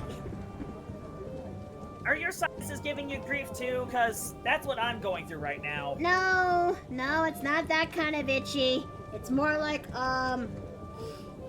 it's dry. Oh. And it's in the, and it's right at the how do I actually describe this? At the bridge of my nose? No, not at the bridge. Oh, so bridge. it's more on the exterior? Yeah,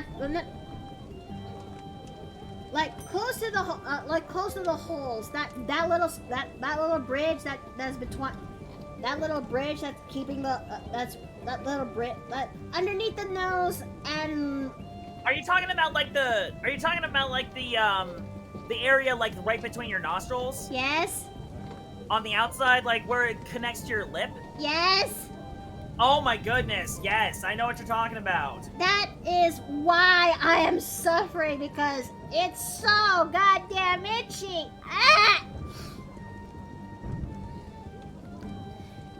I don't know why my nose decided to say, Miki, I'm about to be incredibly annoying real fast.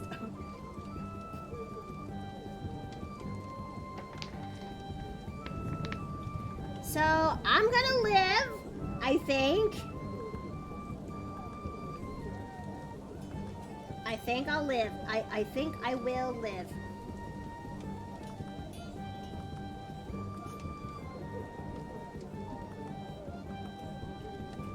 So, let's see. I think that after this, I think after we're done drawing this guy's head, we're definitely gonna go give ourselves a bit of a break.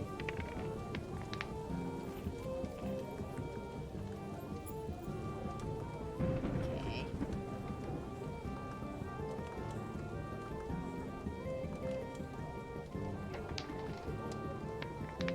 Let me go ahead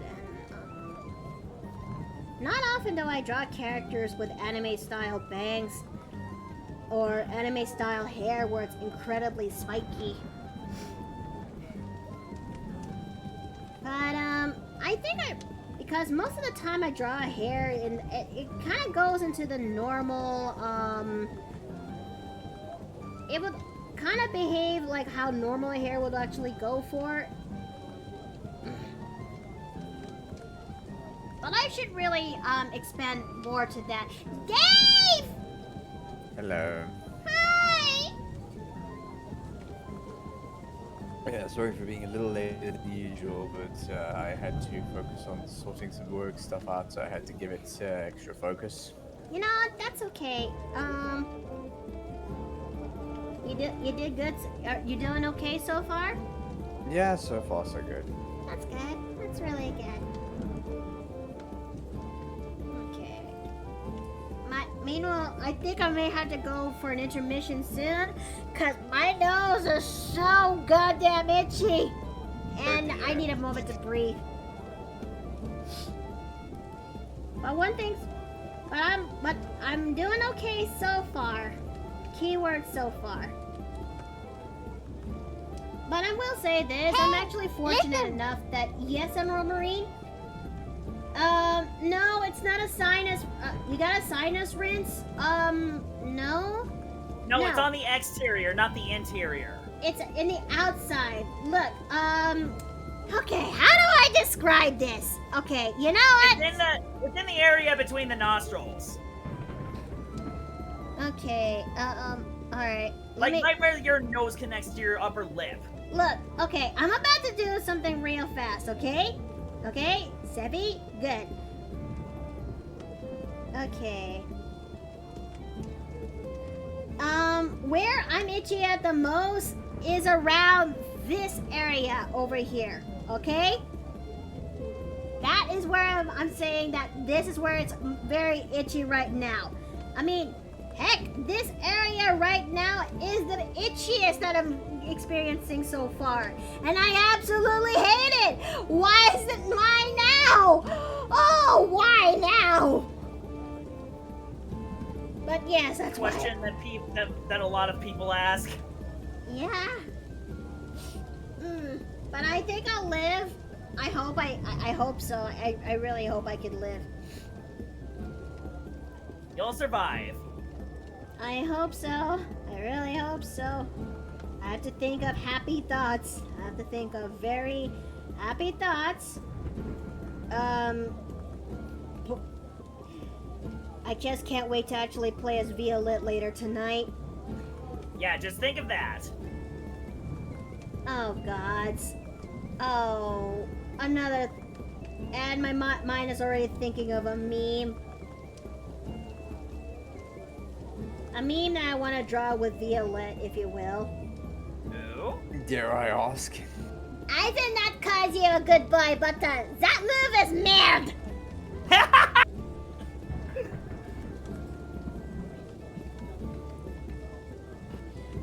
Ooh, I think my food is here. Oh, neat! I got You Five have it? Guys. Oh, that You got sounds pretty Five good. Guys?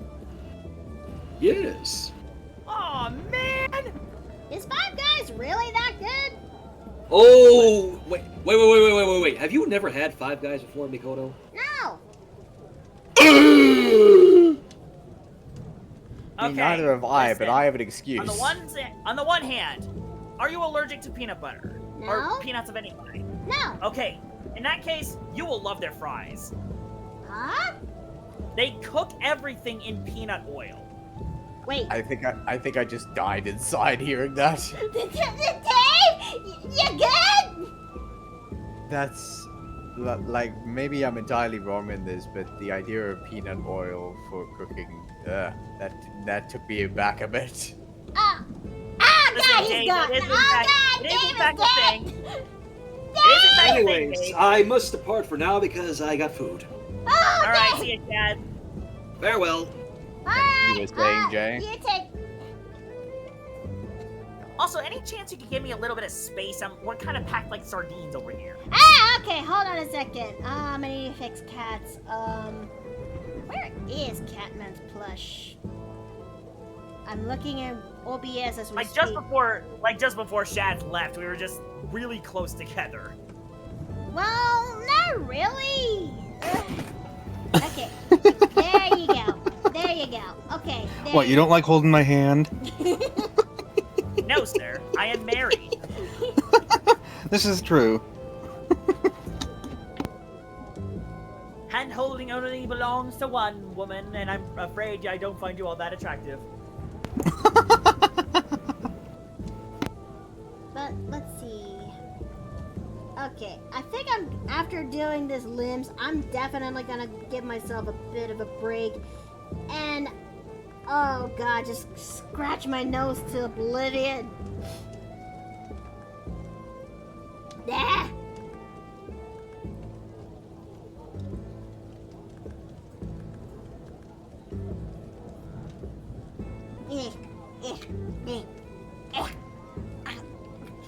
Okay, bollocks to this. You know what, chat? We're gonna go for a little bit of a break.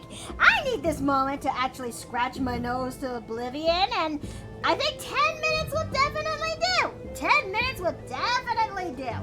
So, how about we actually... Make yourself some lotion if you need to. Yeah, that's not a bad idea. So, how about we actually go take that 10-minute break? I'll see you guys very soon.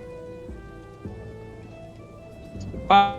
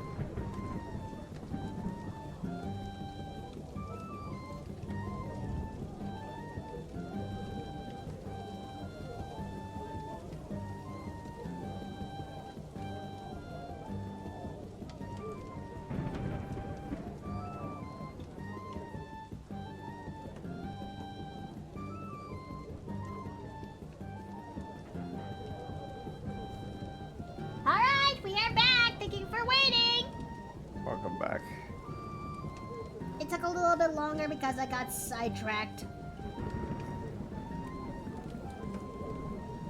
But how is everyone so far? Going alright. I think Jay is preoccupied with something at the moment, but he still should be with us. You know, that's fair. That's fair. It took me a while to come back because I want to make sure Steve is doing okay, which he is. And I was sidetracked because I was doing some research real fast. Tracking number, so I'm gonna take a look at it. Huh? I think he's away from the mic. Ah, okay, fair enough. But yeah, I was busy doing some bit of research when I kind of lost track of time. It happens. Cause my DM Savage has asked me a very good question earlier today. That given that we're going to be going back into the Ravenloft campaign, once we're done with wrapping up some things for the Planescape game, it's so that it's asking. It's just that we're gonna be. Well, it's just that he asked me a very good question regarding to an NPC that's gonna be coming with us, if you will. Okay, to recap and make the short story as brief as possible. Oh god damn it! No, that. Ah, son of a bitch!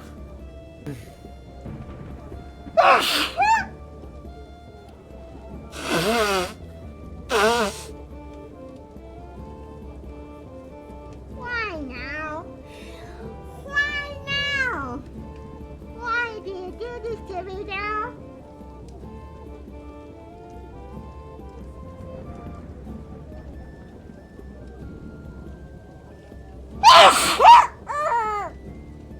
Oy vey.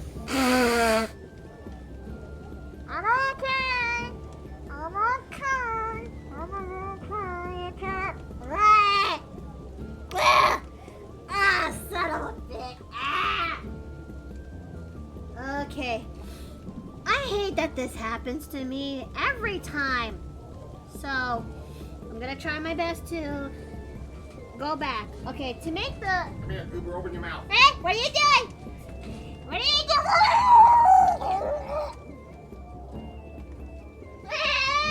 Anti-allergen. Yeah, you had to do it, just missed it! Oh, but it was fun. Okay.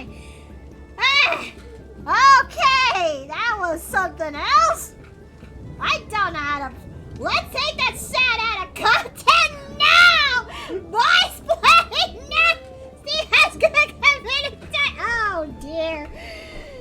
Oh, dear. Feel free to clip it, y'all. No, wait! What? Whoa, what did I miss? Let's just say that I was sneezing really badly, that Steve kicked the doors down in my office and shoved a anti-allergen in my gob. You know what? I would have done the same thing. Okay, I think it's gonna take a while for it to kick in, but alright, where was I saying? Ah, yes, giving context. Celine courted a character in the Ravenloft campaign whose name is Ismark. A very notable character, well, sorta notable character. It depends on DM to DM on how they use him. And in our case, when it comes to the Ravenloft / Curse of Strahd, Ismark kind of became that of an important character, especially regarding to my character Celine, who she actually formed a relationship with him, if you will. And the last time when we played the Ravenloft campaign, he actually admits to Celine that he wants to go with her and leave behind Barovia, if you will, to travel around when it comes to the lands of Ravenloft alongside with the party, which Celine actually is happy and ecstatic that she gets to have her boyfriend to come with her. I mean, he's sure, he's going to have to give the reins of the village to someone else because he's the burgomaster of the said village. And so, yeah, earlier today, Savage. I'm sorry. I just registered that you said burgomaster. I'm just imagining the character with a grill master apron. But burgomaster is basically someone who actually takes in charge of a village. They're basically very minor nobles, if you will, in a sense. Like, you mean a burgermeister? Yep. Look, I tend to slip around. I tend to stop. Shit!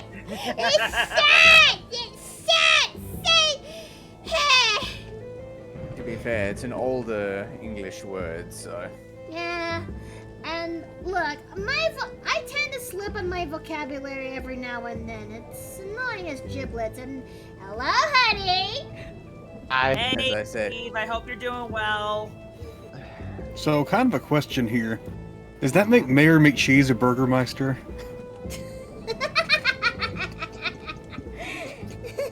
Maybe? I suppose, technically, yes, burgermeister is technically a title that existed before mayor was a thing. And yeah, it was.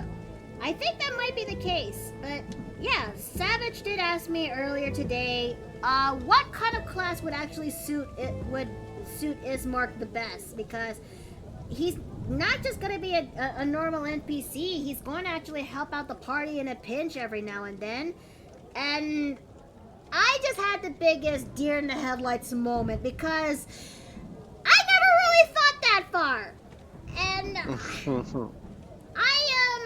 it was really a good question, because for someone who's an NPC in the game, Ismark, I don't know what class would suit Ismark the best. So the closest thing that I can actually come up with is a champion fighter.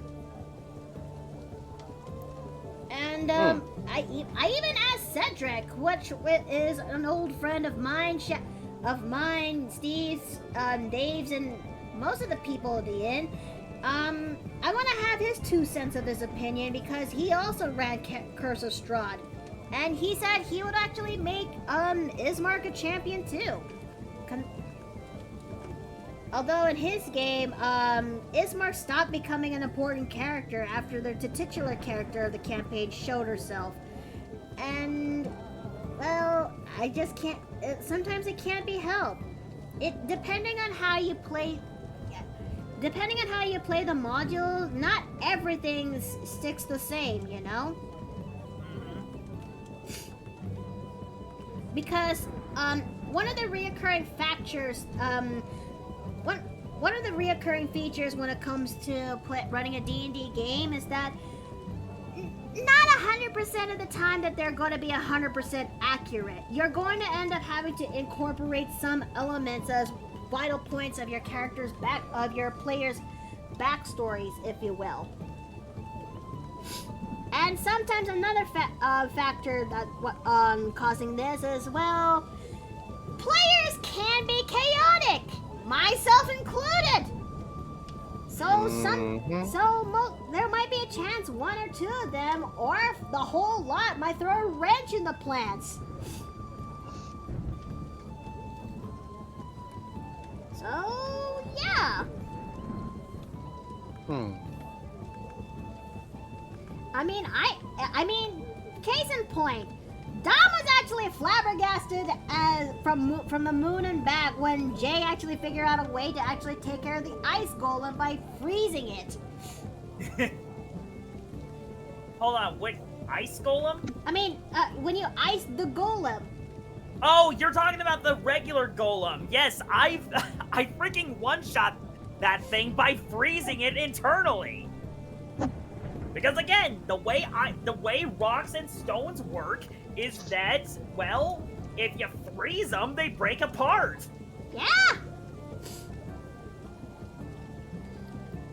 I think it's a little more complicated than that, thank God. Frostbite. So yeah, players can sometimes be a little bit chaotic. You don't know. And if anything, well, chaotic at worst, and a wheel of fortune at best. Indeed.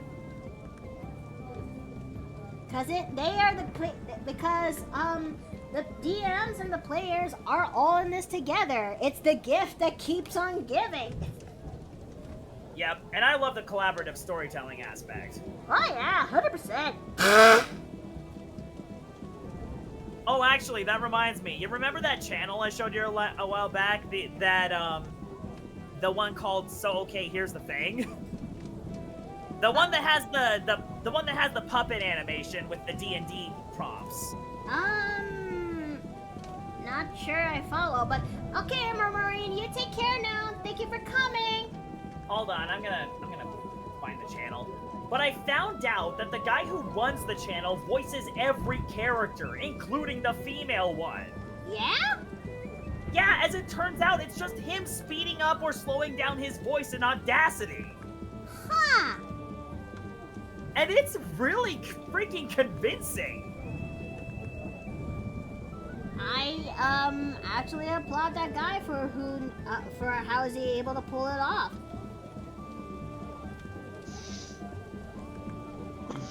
Okay, let's see. I wonder if that slightly is going to. Okay, you know what? Hold up. Okay, there we go. There we go. There we go. There we go. There we go. Okay. Okay, I don't know how far we're gonna actually go with this chat, but I think if we actually do our ducks right, we could at least just clean up the line art when it comes to this commission, and then that's most likely gonna be it for the day. Because there's still a lot of detailing we have to work on when it comes to this commission before we actually wrap things up. Let's see. But, this is gonna be a commission I'm still determined to actually finish. Cause I am determined to open up commissions at the earliest starting next week. And I am actually looking forward to the commissions that come flying by my direction. Thing is that, production may not start until about, say, a few weeks or a month at best, because I would like to take a small break before I do do any production. Does that actually make sense? Yeah, makes sense. I'd rather but I would still take the orders. I would still pin the orders down so I don't actually forget. And I also have a bit of a system that I keep tracking orders on my notepad on my phone. Handy. Yeah. It also is even more handy that it comes with the system where you can actually input a checkbox or something. Yeah, that's actually what I can use in Obsidian. Hmm. That's a note taker I use. And it's also what I've been using to hold my character sheet. Wait, as in the character sheet for Button, or is it the character sheet Yes. for some? Oh, how? I actually made his character sheet by hand within the program. Huh. That's why it's partly been such a struggle to get all of his new stats updated, because again, a lot of this is new and I'm doing most of it by hand. I kind of use the help with good old D&D Beyond. Yes, it's the only thing I pay for. It's one of the few things I still pay for, but it helps me keep track of my characters that I've been making. Honestly, same. I do use it to get the framework, but again, a lot of it is done by hand, and I even copied and pasted a lot of the spells, a lot of the spells, including their descriptions, so I have an easier read on what they do. Oh, Ratchet Doll, hi, welcome back. Wait, what? Excuse me? What? I have the spells referenced within my character sheet, so I can have access to them. No. It's just that, I'm referring to someone who I haven't seen in a long time. And welcome back, Ratchet Dial. And why is it not letting me? Wait, what? Not letting you what? tried to do a Prime sub incoming, but for some reason it's not working on his end. Well, if you've used your Prime sub on one thing, you can't use it for another. It's the thing about it. Wait, what? Amazon Prime. Essentially, if you subscribe to Amazon Prime, you get one free sub you can give to Twitch a month. Oh. Yeah, and if you used it already, well, that's that. Well, sugar lump. Now, if that is not the case, then I don't know what's going on. Yeah, I got nothing here, Chief.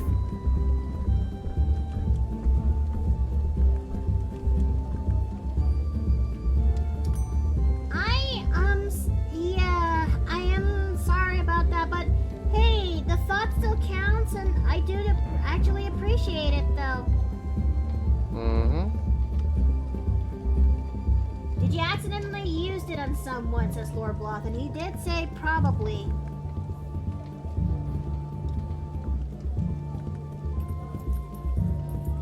Well, you did try, you know, and that's okay.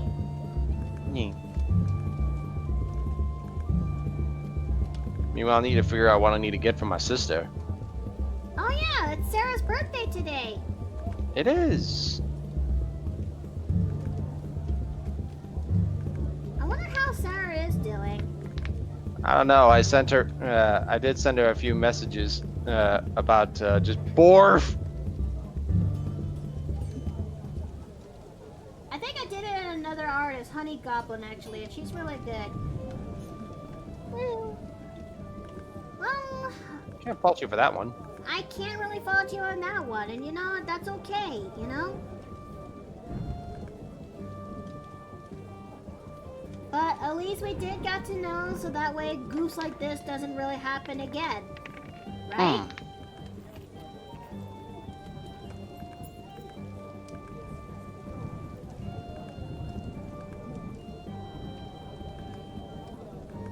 Okay, so let me go ahead and fix up his shoes right there. There? Huh? Where? Worms? Arms.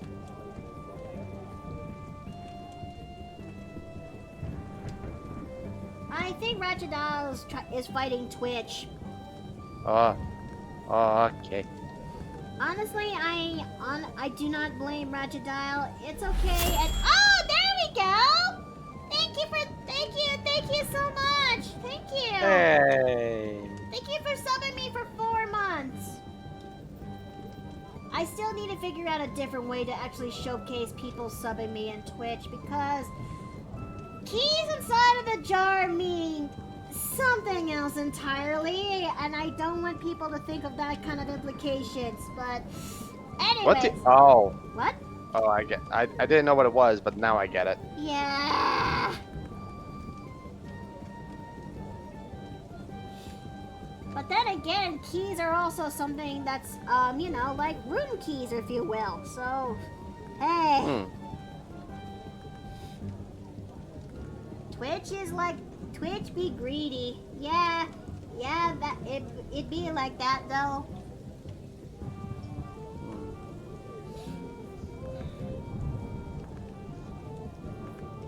I still have a hard time wrapping my head around that it used to be called Jason.TV,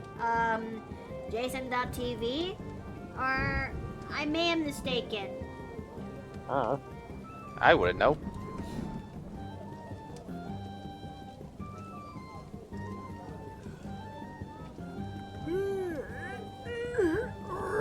Okay, I'm good.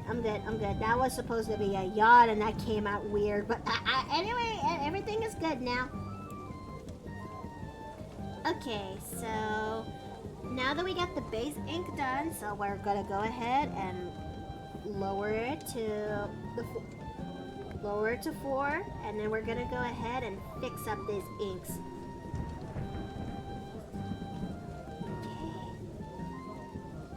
I hope you actually do enjoy the stream so far, chat. I mean, sure, shenanigans did happen, but it is still nice to see a commission coming together. I know, yeah, I know, Mikado, I'm not around often 3/4 of the time, I'm never around when people go live. And it's okay. It's okay. It's the old adage goes, better late than never, you know? Mm-hmm. And I understand that why you don't usually come by often. Everyone lives busy lives, and who am I to actually be that demanding of a person? Mm. Okay, so we're gonna go ahead and do some cleanups right here and there. Justin TV, not Jason, but I remember that, and that makes me feel old. Really? How old are we actually talking here, though? Honey. Rude. What? I mean, Don't ask people their ages. no. I mean, how old was it when Twitch kind of started this whole thing out? That's what I meant. And how long ago did the name get changed from that to, iconically Twitch? That's what I meant. Because as someone who has basically grown up using YouTube a lot, I wasn't that much into Twitch until folks like Shads and Bunch actually start getting used to it. I mean, you have to understand, from my perspective, I wasn't really that much into streaming a lot, mainly because where I came from, getting decent uncapped internet was a pain in the ass. And YouTube was already bad enough dealing with capped internet. So imagine live streaming. Okay, it's fair. Thankfully, I'm no longer in that position. No, I mean, as time progresses, things get a little bit easier, but at the same time, some things get a little bit harder. I hate that, I hate when it happens, though. Life goes on. We do what we can. This is true.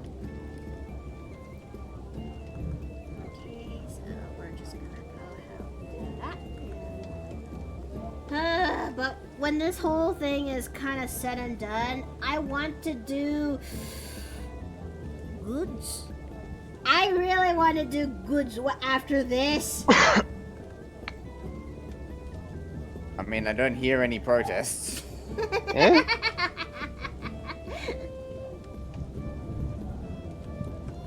Look, as someone who actually does that, I really need to fill in my quota for the month, as well as feed the peeps in Patreon, if you will. I see. I mean, I could continue more when it comes to what I got in mind with Violette. Or I could also make a quick sketch that also I could also make a quick sketch that actually features Mira for a change. Yeah. But interesting options. Those are interesting options, isn't it? In fact, maybe I should really actually find some time to... Hey, listen! Yes, Lord Bluff? Justin Khan originally made it as a single channel back in March 19, 2007. He opened it to others later the same year, and he's got media attention. Oh! Mickey needs a dose of... Well, it's not just that, too. I mean, look, when I say goods, they are basically... Yeah, goods. And that's good spelled with two U's instead of two O's. Cause, well, I guess I should be in the clear for just this brief moment. I draw, not safe for work stuff on the side, okay? And and it does make me happy that I do actually got some people who actually are curious of what I got in mind for that.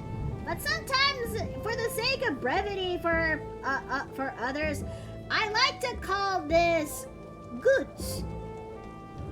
That's the context behind that. And it's not just goods that features women. I have been thinking about going for the other gender every now and then, or it features both. And the one I got for Violette has both. You may have to check it out on my Patreon, which the whip is there. So yeah. But I hope you do. But for those who actually do pledge me in Patreon, which I'm going to bring this up here again for the sake of why not. I will say this though,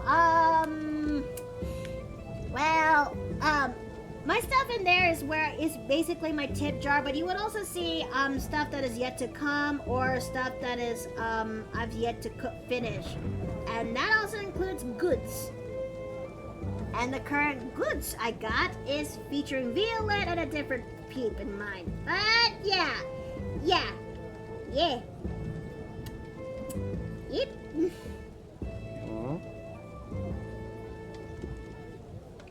So, thoughts, questions, death threats? Nah. Nah? Okay. That is a good You can get your rocks off on your own time. Yeah. I mean, speaking of goods, though, I am so tempted to... Yes, boy Splatty? Imagine her in a scenario in the movie where The Shining and she goes...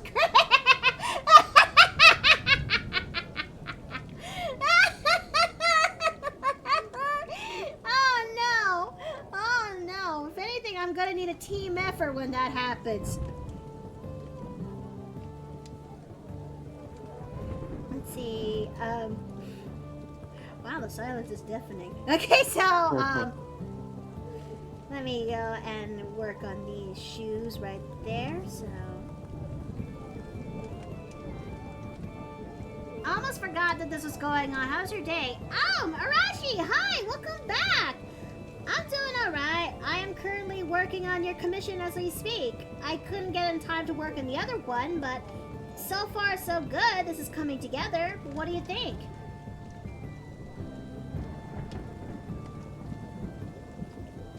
I've yet to actually finish up cleaning what's left of this line art, and then we're gonna go working on detailing, but yeah, I hope you actually do like this. No artwork and bullbuff. Okay, that's a good one. That really is a good one.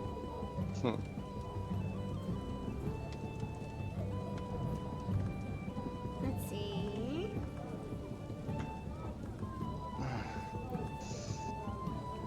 But you know, I wonder if I should actually start making a fundraiser when it comes to...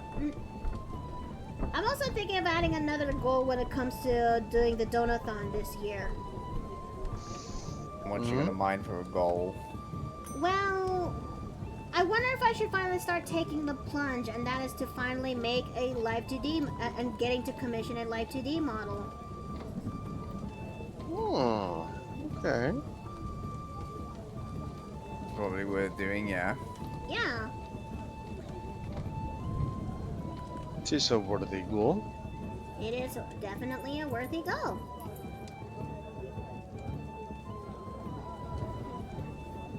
Let's see.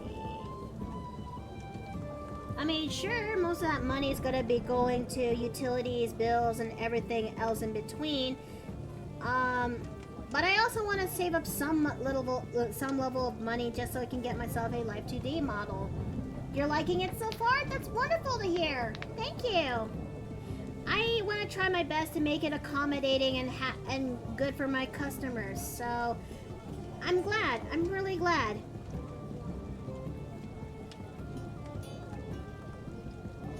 Okay, let me go ahead. You should scroll up and read the other one. Oh, I have, and I'm... Oh, man. I actually had fun with that. But I will say this, where was I before I got lost in the thought? Alright, But speaking of goods, though, I am so tempted to switch on the other function when it comes to Baldur's Gate to actually see the good stuff, but I can't really do that, can't I? Probably not safe for Twitch. I believe me, I believe everybody is frustrated. I mean, but my good stuff, though. But my goods. Oh fuck. I'm on it. Thank you. So, please show them the door. Mm-hmm. Thank you. Okay. We should definitely find a different name to call them because as much as it's funny to use Warforged as a terminology for these bots, not all Warforged are bad, and it's gonna make me look bad too. So we definitely need to figure out a different name to refer to these kinds of bots. But something that's related to Warforged, like Warbots? Trollbots? Trollforge?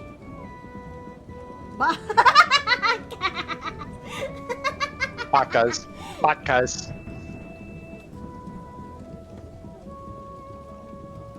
I thought we're still on titties. I mean, we were until that bot came along and kind of side railed things. Someone removed the faulty washing machine.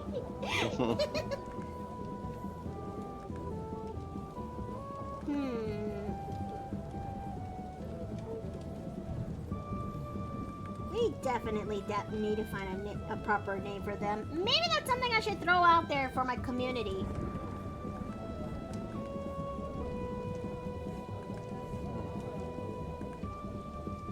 Okay, so let me go ahead and make this belt.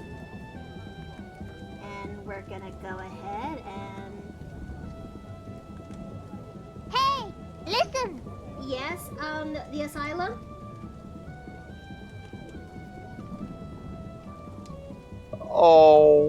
Oh, that hurts. Oh, hello to you too. What's the matter, honey?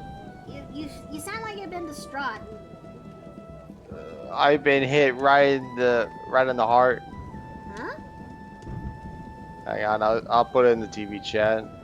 Okay.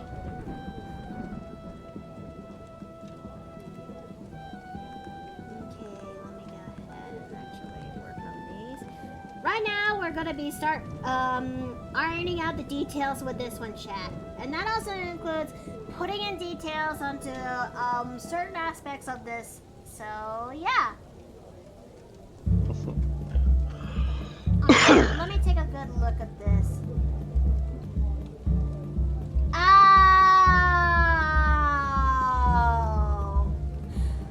I don't need to click on that video because I can already hear it in my head. No, trust me, Hein, you're gonna want to. Huh? Okay. Okay, alright. Golem, pause. I'm gonna go take a good listen to this. What the Why is it spit up?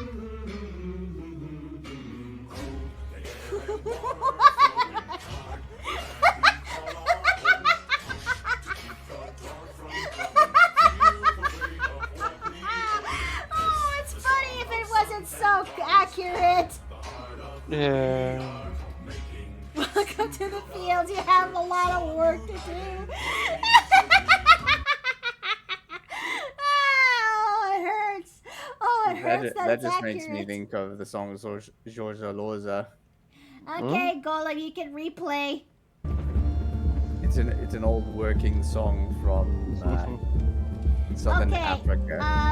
I see that you're doing another commission. Yes, I am. There is an asylum. This one is for Arashi, who's currently still in chat, I hope. And, yep, okay. But okay, to give proper context, chat.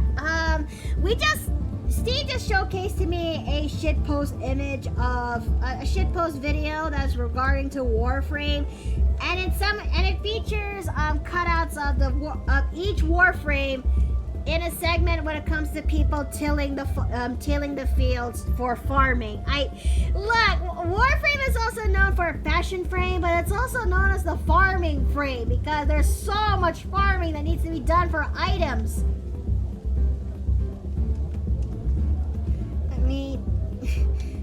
But at the end of the day, I actually still do love this game because how often do you actually have games that actually does know how to touch emotional, how games can be emotional, you know? It may be a funny space game. It may be a funny space game at the surface, and yeah, it is. But at its core, it's a game and story about empathy. I brought this up with Jay earlier, but it is. And it does showcase what happens if you don't really have empathy. And it's also, like what I witnessed so far, and I'm sure that you guys were there too, also a terrifying notion, if you will. Looking at you, Wally. So, yeah. I'm someone who really likes high fantasy or medieval fantasy, whatnot, have you, but Warframe is just one of those few games that actually is the exception to the rule, and it's an exception that's most likely that I'm most likely gonna carry with me for my whole life. Warframe farming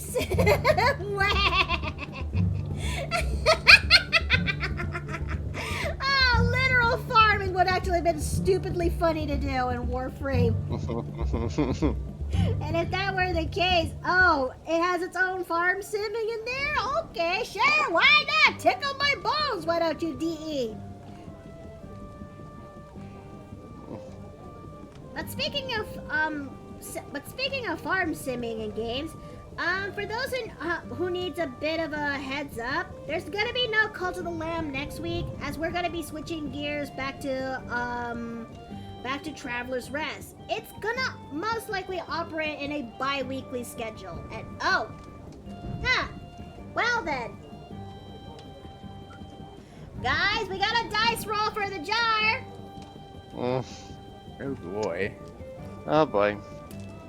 Okay, so here we go. 1 is Steve, 2 is Dave, 3 is Jay, 4 is Catman, 5 I turn into a plushie and I go into the jar, or 6 I get to roll again. Okay? Let's go. Okay, that's a 6, so I'm rolling again.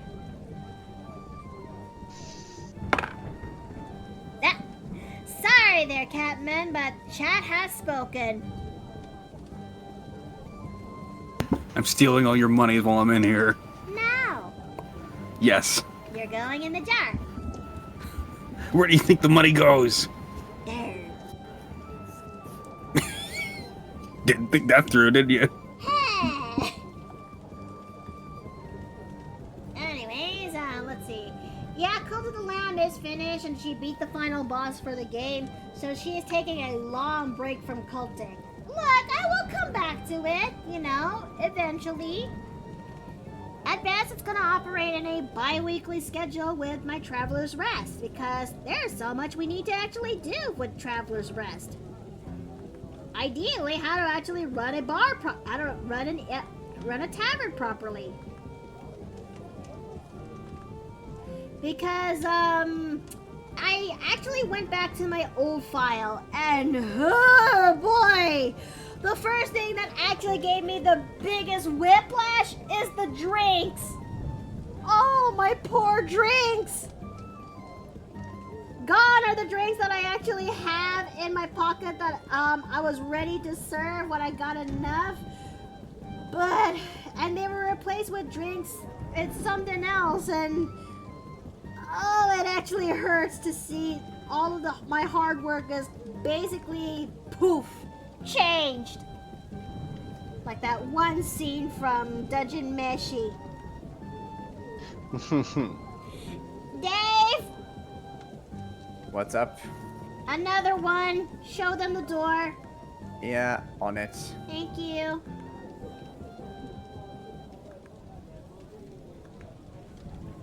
I swear these bot forge. I swear these troll bots are these troll forges are starting to become apparent. Mm-hmm. Oh, we talking about farming? Well, I've spent how many in Elden Ring trying to defeat Malekith? How many zeros is that? I think the only let me count. Let's see, 60, 600, 6,000, 60,000. 6 million! 6 million. 6 million hours on Elden Ring. My sister really has gotten herself heavy into Elden Ring and Dark Souls, and she really has been asking me to actually give the game a chance, and you know what? I can understand why. I just wish I had time for it, though. That, and also, I don't know if I have the stones to actually endure the wrath. Endure the rage when it does happen. Yeah, the only game that I've ever been grinding recently was Monster Hunter, specifically after Saturday. I went on a bit of a gear grinding expedition. I think if anything, it would be a fair trade if I asked my sister to try out Warframe 2, if I try out Dark Souls or Elden Ring. I'd say that's a fair trade. But then again, I don't know if shooters is basically my sister's thing.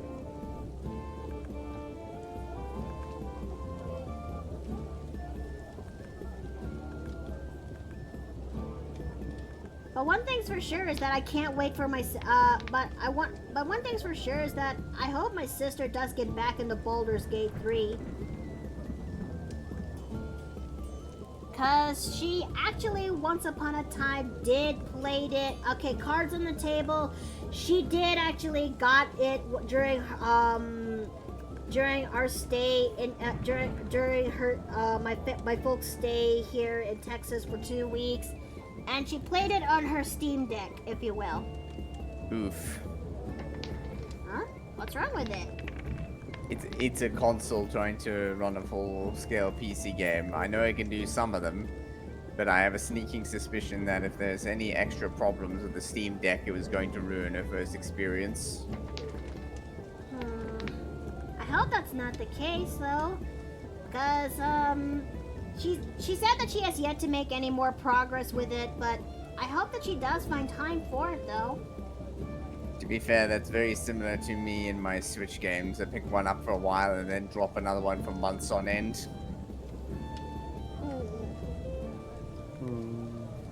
It's kind of a shame, though. She does actually, she started off with that game with a gnome bard, if you will. I am so half tempted to actually try out a dirge run, but Savage and the good others told me to best play that when you're basically done with the game for the first run. And you know what? That is completely fair. But if I want to do that, that game is going to be basically modded, if you will. DM, I appreciate the choices, but I'm bringing I want to homebrew the dirge. That is the best way to actually describe that situation. But yeah, Bloodborne is my fave. Still dumb after this time that it hasn't left the PlayStation so others can try. I know. I am angry. Look at this. My brother bought a PS4 specifically so he could play Bloodborne, and after playing it a bit when we went to visit his house, I can see why. Part of me wonders if we actually should put a PS4 into my throne so you could actually get to play it. Oh, the source site. Oh, Yeah, but the problem is if you wanted to stream it, then you would need something like a capture card and all the other stuff that goes with it. Well, I'm not saying we should stream it right away. Because I don't know how to actually make those things work. So, I think if anything, we would like to do a PS4 would be nice for enjoying this experience, you know? Can't you play Bloodborne on the PS5? Yes, but it's still a PlayStation. yeah. And while yes, you can play on the PS5, a PS5 is a lot more expensive. I wish we do. It would be funny if we end up getting a Seto Kaiba PS5 though. Jesus Christ. What? I mean, there's been some people once upon a time made 3D prints of Seto Kaiba's head and sold it out there so that people would put that on top of their PS5s. I remember it clear as crystal. I don't.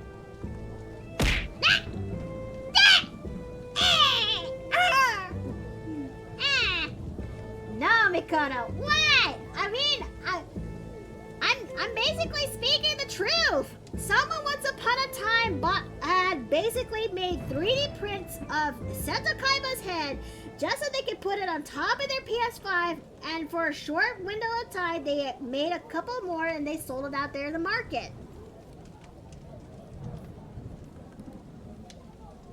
So, yeah.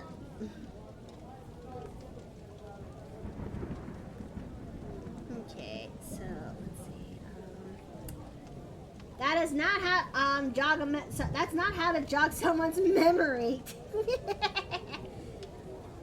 Kaiba's head is already inflated enough. It doesn't need to be 3D printed.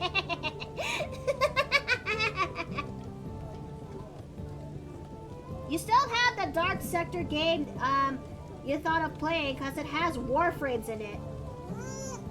No, That is true. Yes and no.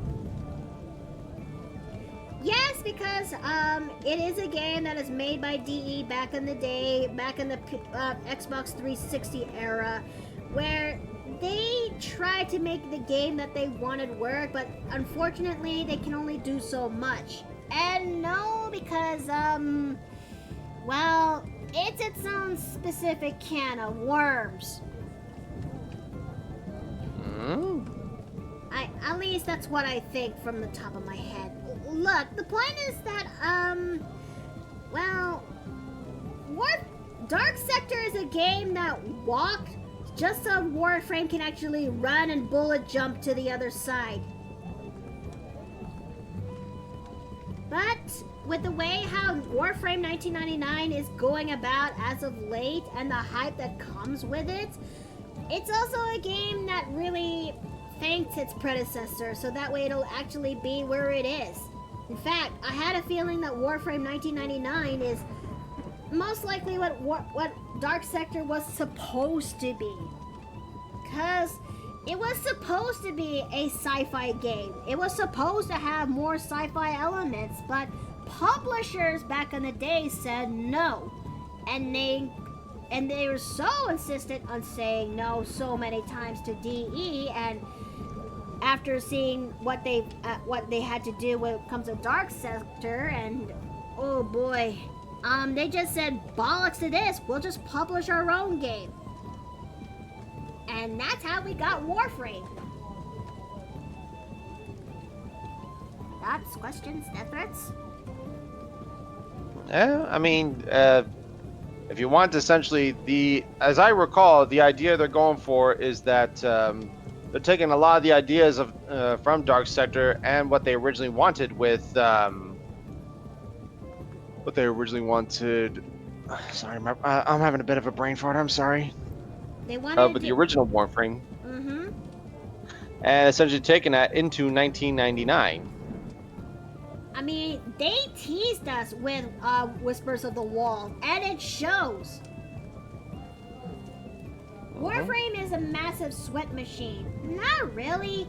Lone says it's a game that actually takes up about 40 gigabytes. 40 gigabytes compared to some games out there that take up far much more space than they should.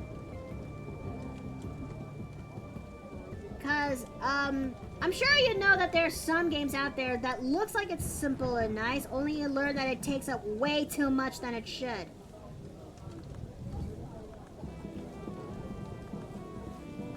Like Yandere Simulator.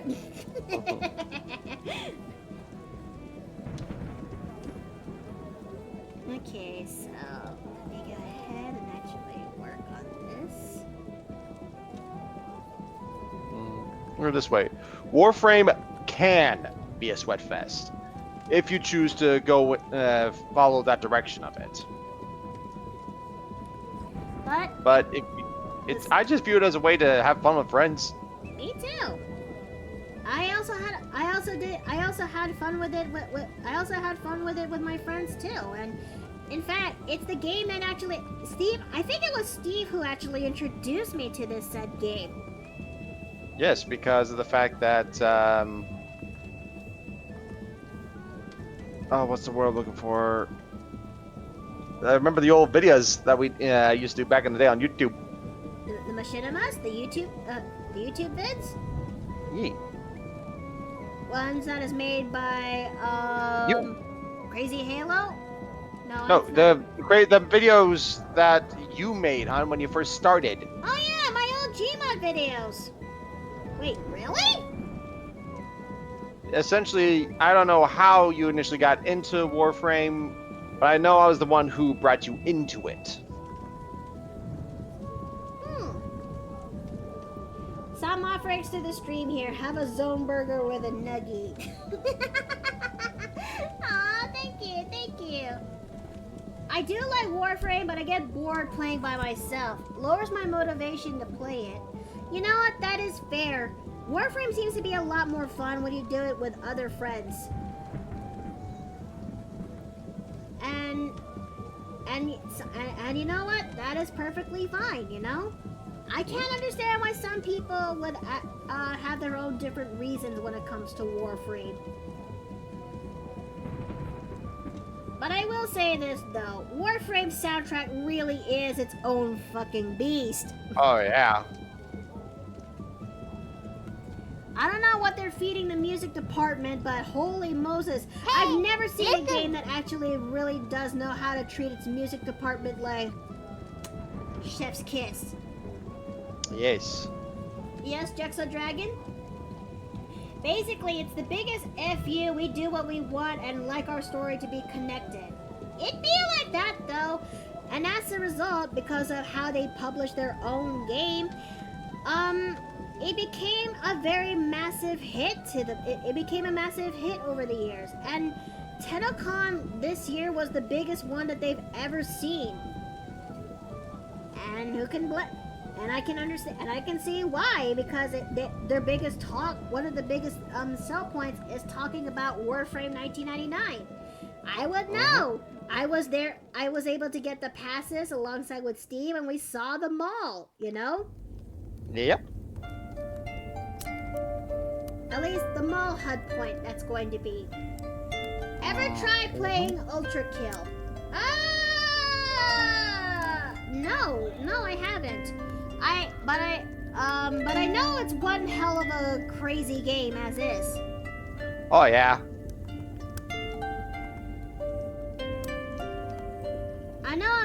I know that shooter games is basically. I know I can do sorta okay when it comes to shooter games, but I know Ultra Kill shooter games is. But I know Ultra Kill is its own different beast. At least that's from what I could see from my observance. I may be completely wrong though. Yeah, it is a game that requires precise movement and in some cases precise aiming. Oh dear. And while I know you could handle the movement part, I cannot aim for shit. It's why I keep leaning towards shotguns. yeah. It's also why I got a shotgun underneath this dress. I mean, you did finish Cult of the Lamb with a shotgun of all things.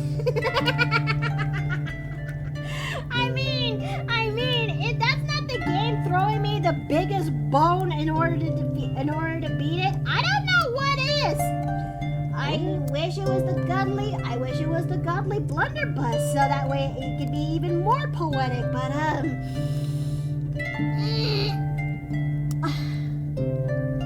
I did not have. I fumbled that one so hard that chat clipped that very moment.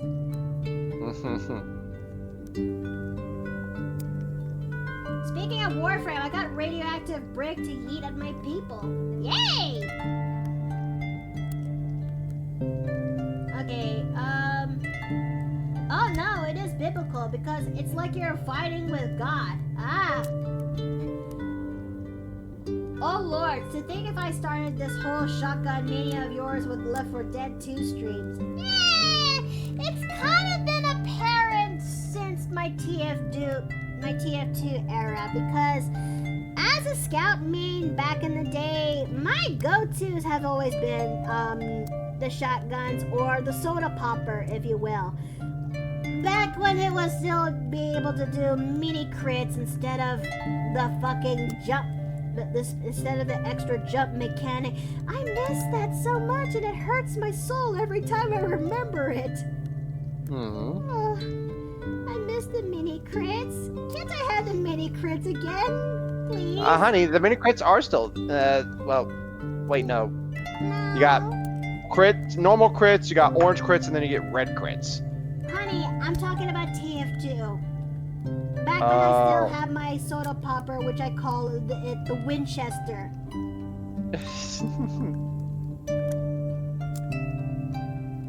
Well, okay, but yeah, I really, okay, hold on a second, my mouth is dry.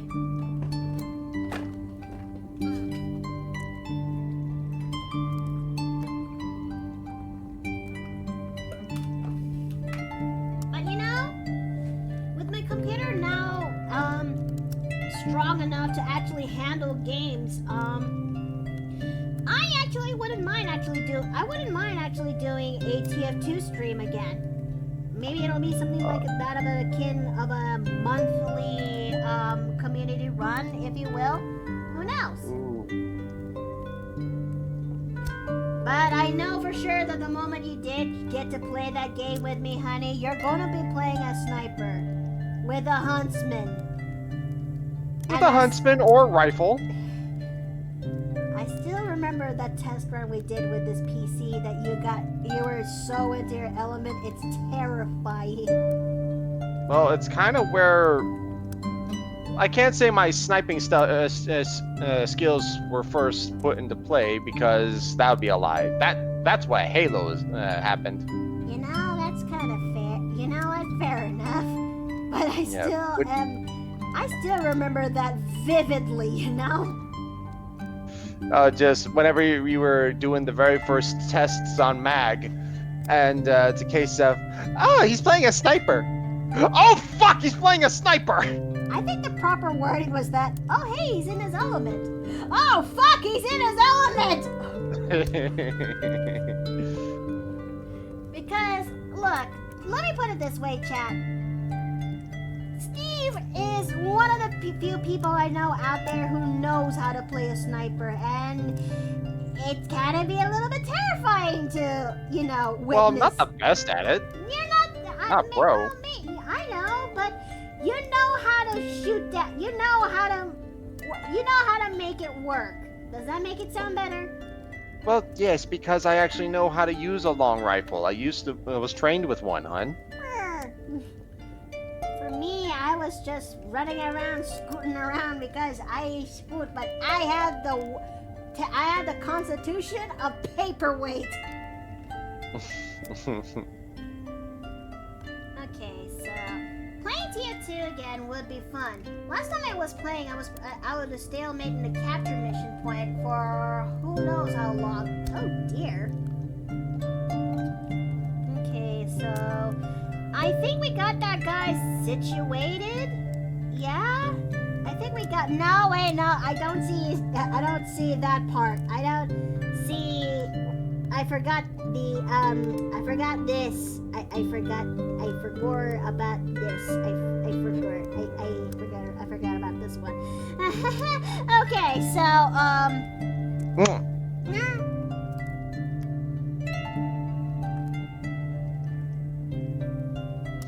okay, so we're gonna go ahead and do that. And we're gonna also turn this thing off just a smidge. I forgot his shoes. When you thought you made progress, but it turns out there's still some stuff left that needs to be done. Hey, okay, I can make this work. I can make this work. I had a feeling that this is going to be one of those commissions that we can only end at the ink of this commission.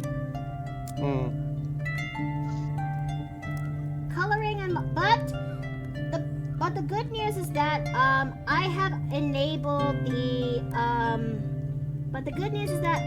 enabled the time lapse on for this in Clip Studio Paint. So the time lapse will be featured into my Patreon when this is finally finished. Oh, my MVM runs. Oh, I actually missed that one though. I wouldn't mind actually doing an MVM run, even though I'm not the best at it. It's the chaos that actually makes me still want to come back to it. I mean, I'm not wrong. I'm being honest. Like, I still remember the time when we do MVM runs that some of them kind of involves the fact that we have to do something fun for a change, and that's doing a bit of a hide and seek run, but with sprays. Surely you remember that, right?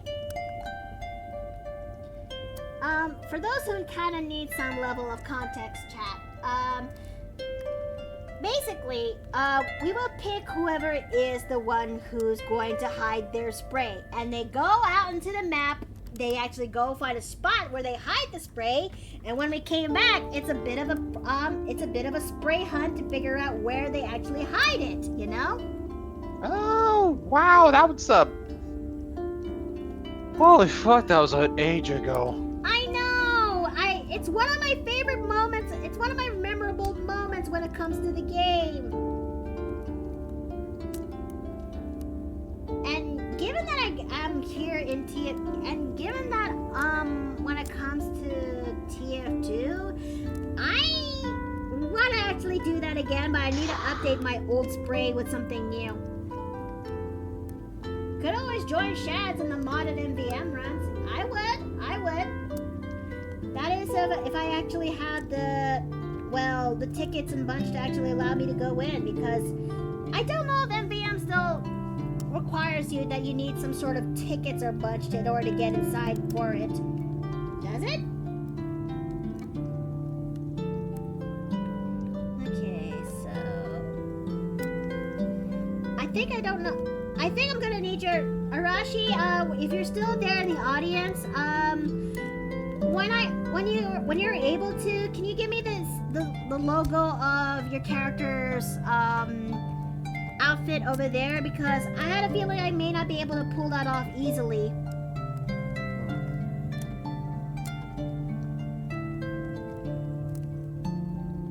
Okay, so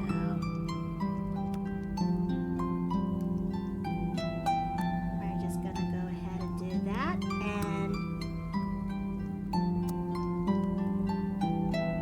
let's see. Oh sure, I'll send the PNG later. Thank you so very much. I truly appreciate it. I may be the one who takes in the commissions, but I appreciate any help I can possibly get. Because no man is an island.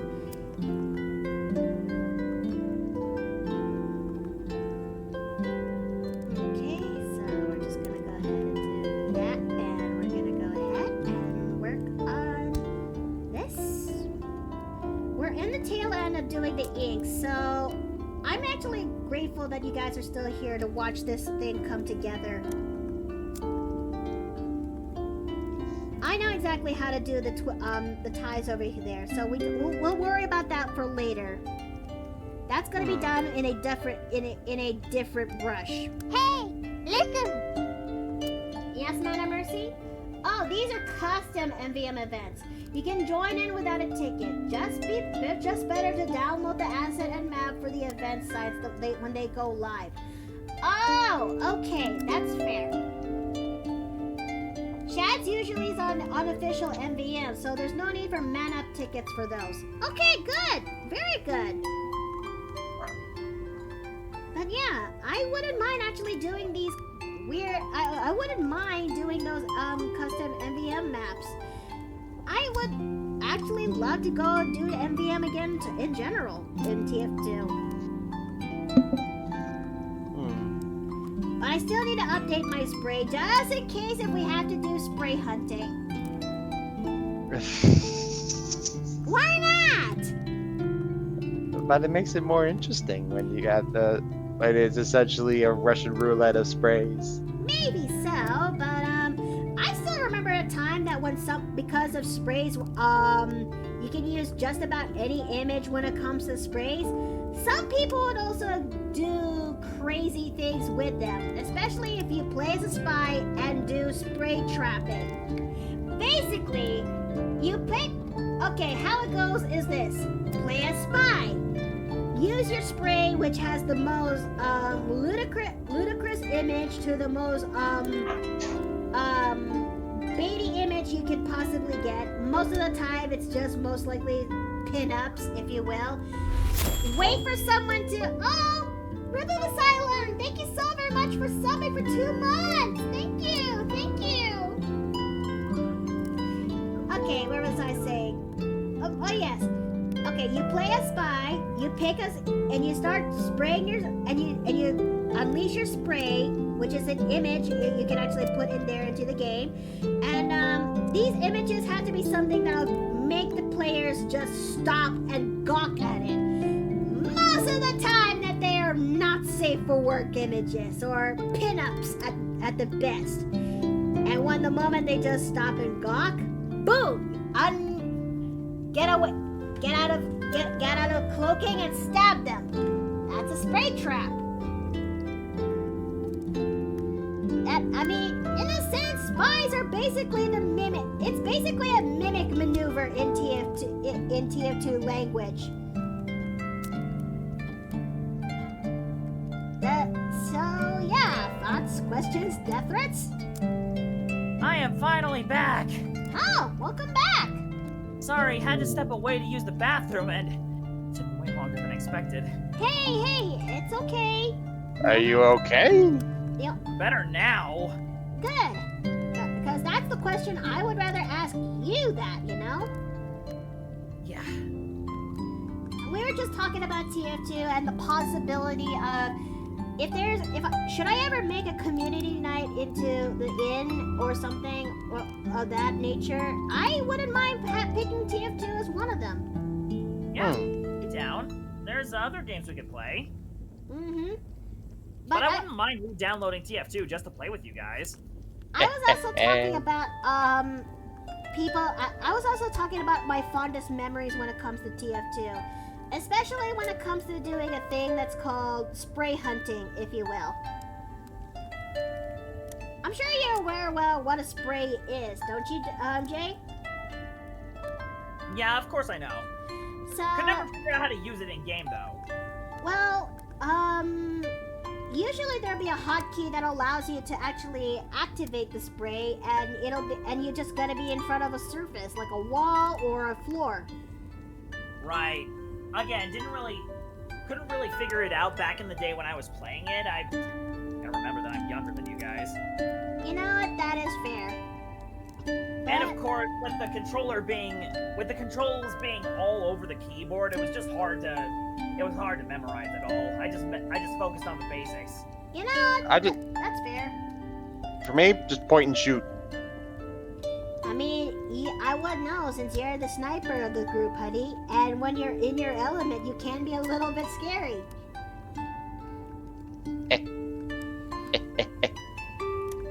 So, yeah. Ever since I started playing Doom. what I was talking about when it comes to spray hunting is basically, we pick someone who is the it, and they go out into the map, find a good corner where they hide the spray, and when they come back, it's hunting as we go. To whoever who can find the spray. And I also remember this one other maneuver that sometimes some people will actually use sprays as traps. And sometimes it can be very funny when it actually is played off. Okay. Wait to get him to stand still for a hot second so that a sniper can take the shot. Or a spy when they when they are uncloaked. Most of the time it's the latter. Hang on, I need to find. Okay, there he is. I just need to find his most recent thing.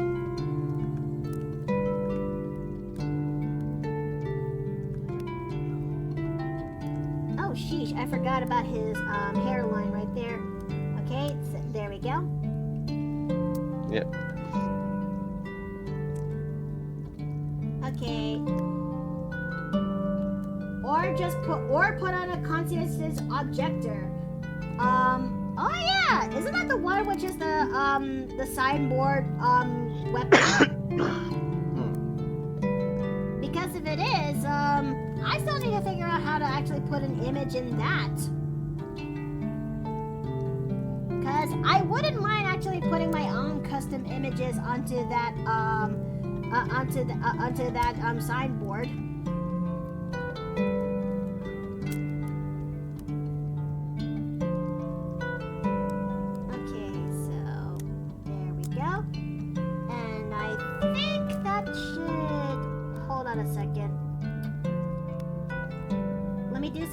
Tweaking, and then we're definitely going to wrap things up because we did so much work today, and I'm actually glad how this actually came out. Okay. Scale. Oh, I got an update about my tablet. It apparently got delayed to coming in tomorrow. Oh. Which I'm gonna be home for. So, on total loss. Well, it's better late than never, I suppose. Yep, still important that I get this stuff done, because I got a crap ton of work to do. Okay, let me actually work on thickening the areas here that needs to be situated. Because every now and then, I don't normally do this, but when I do, it helps make the image a little bit more stand out.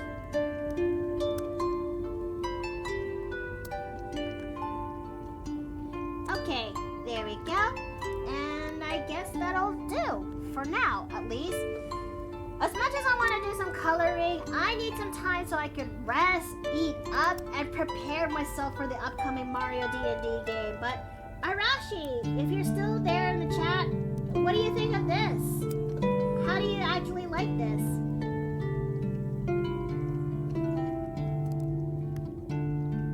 So, let's see. While we're actually at it, I'm gonna go get ourselves ready to raid for Melissa, if you will. Because today is her birthday, and she's actually showcasing her new model, which is, well, her dragon version of herself. She has a dragon version now? Of course she does. I mean, I've seen it. It looks a little scuffed and a little bit uncanny, but I can't deny the craftsmanship. I actually applaud to the people who actually put that model together. Yeah, true. Because look, it's one thing when you make models that is based on your standard humanoids, but on creatures, monsters in general, that's a whole different can of worms, you know? And that being said, there's one thing I'd like to do for the road. Huh? Yoink!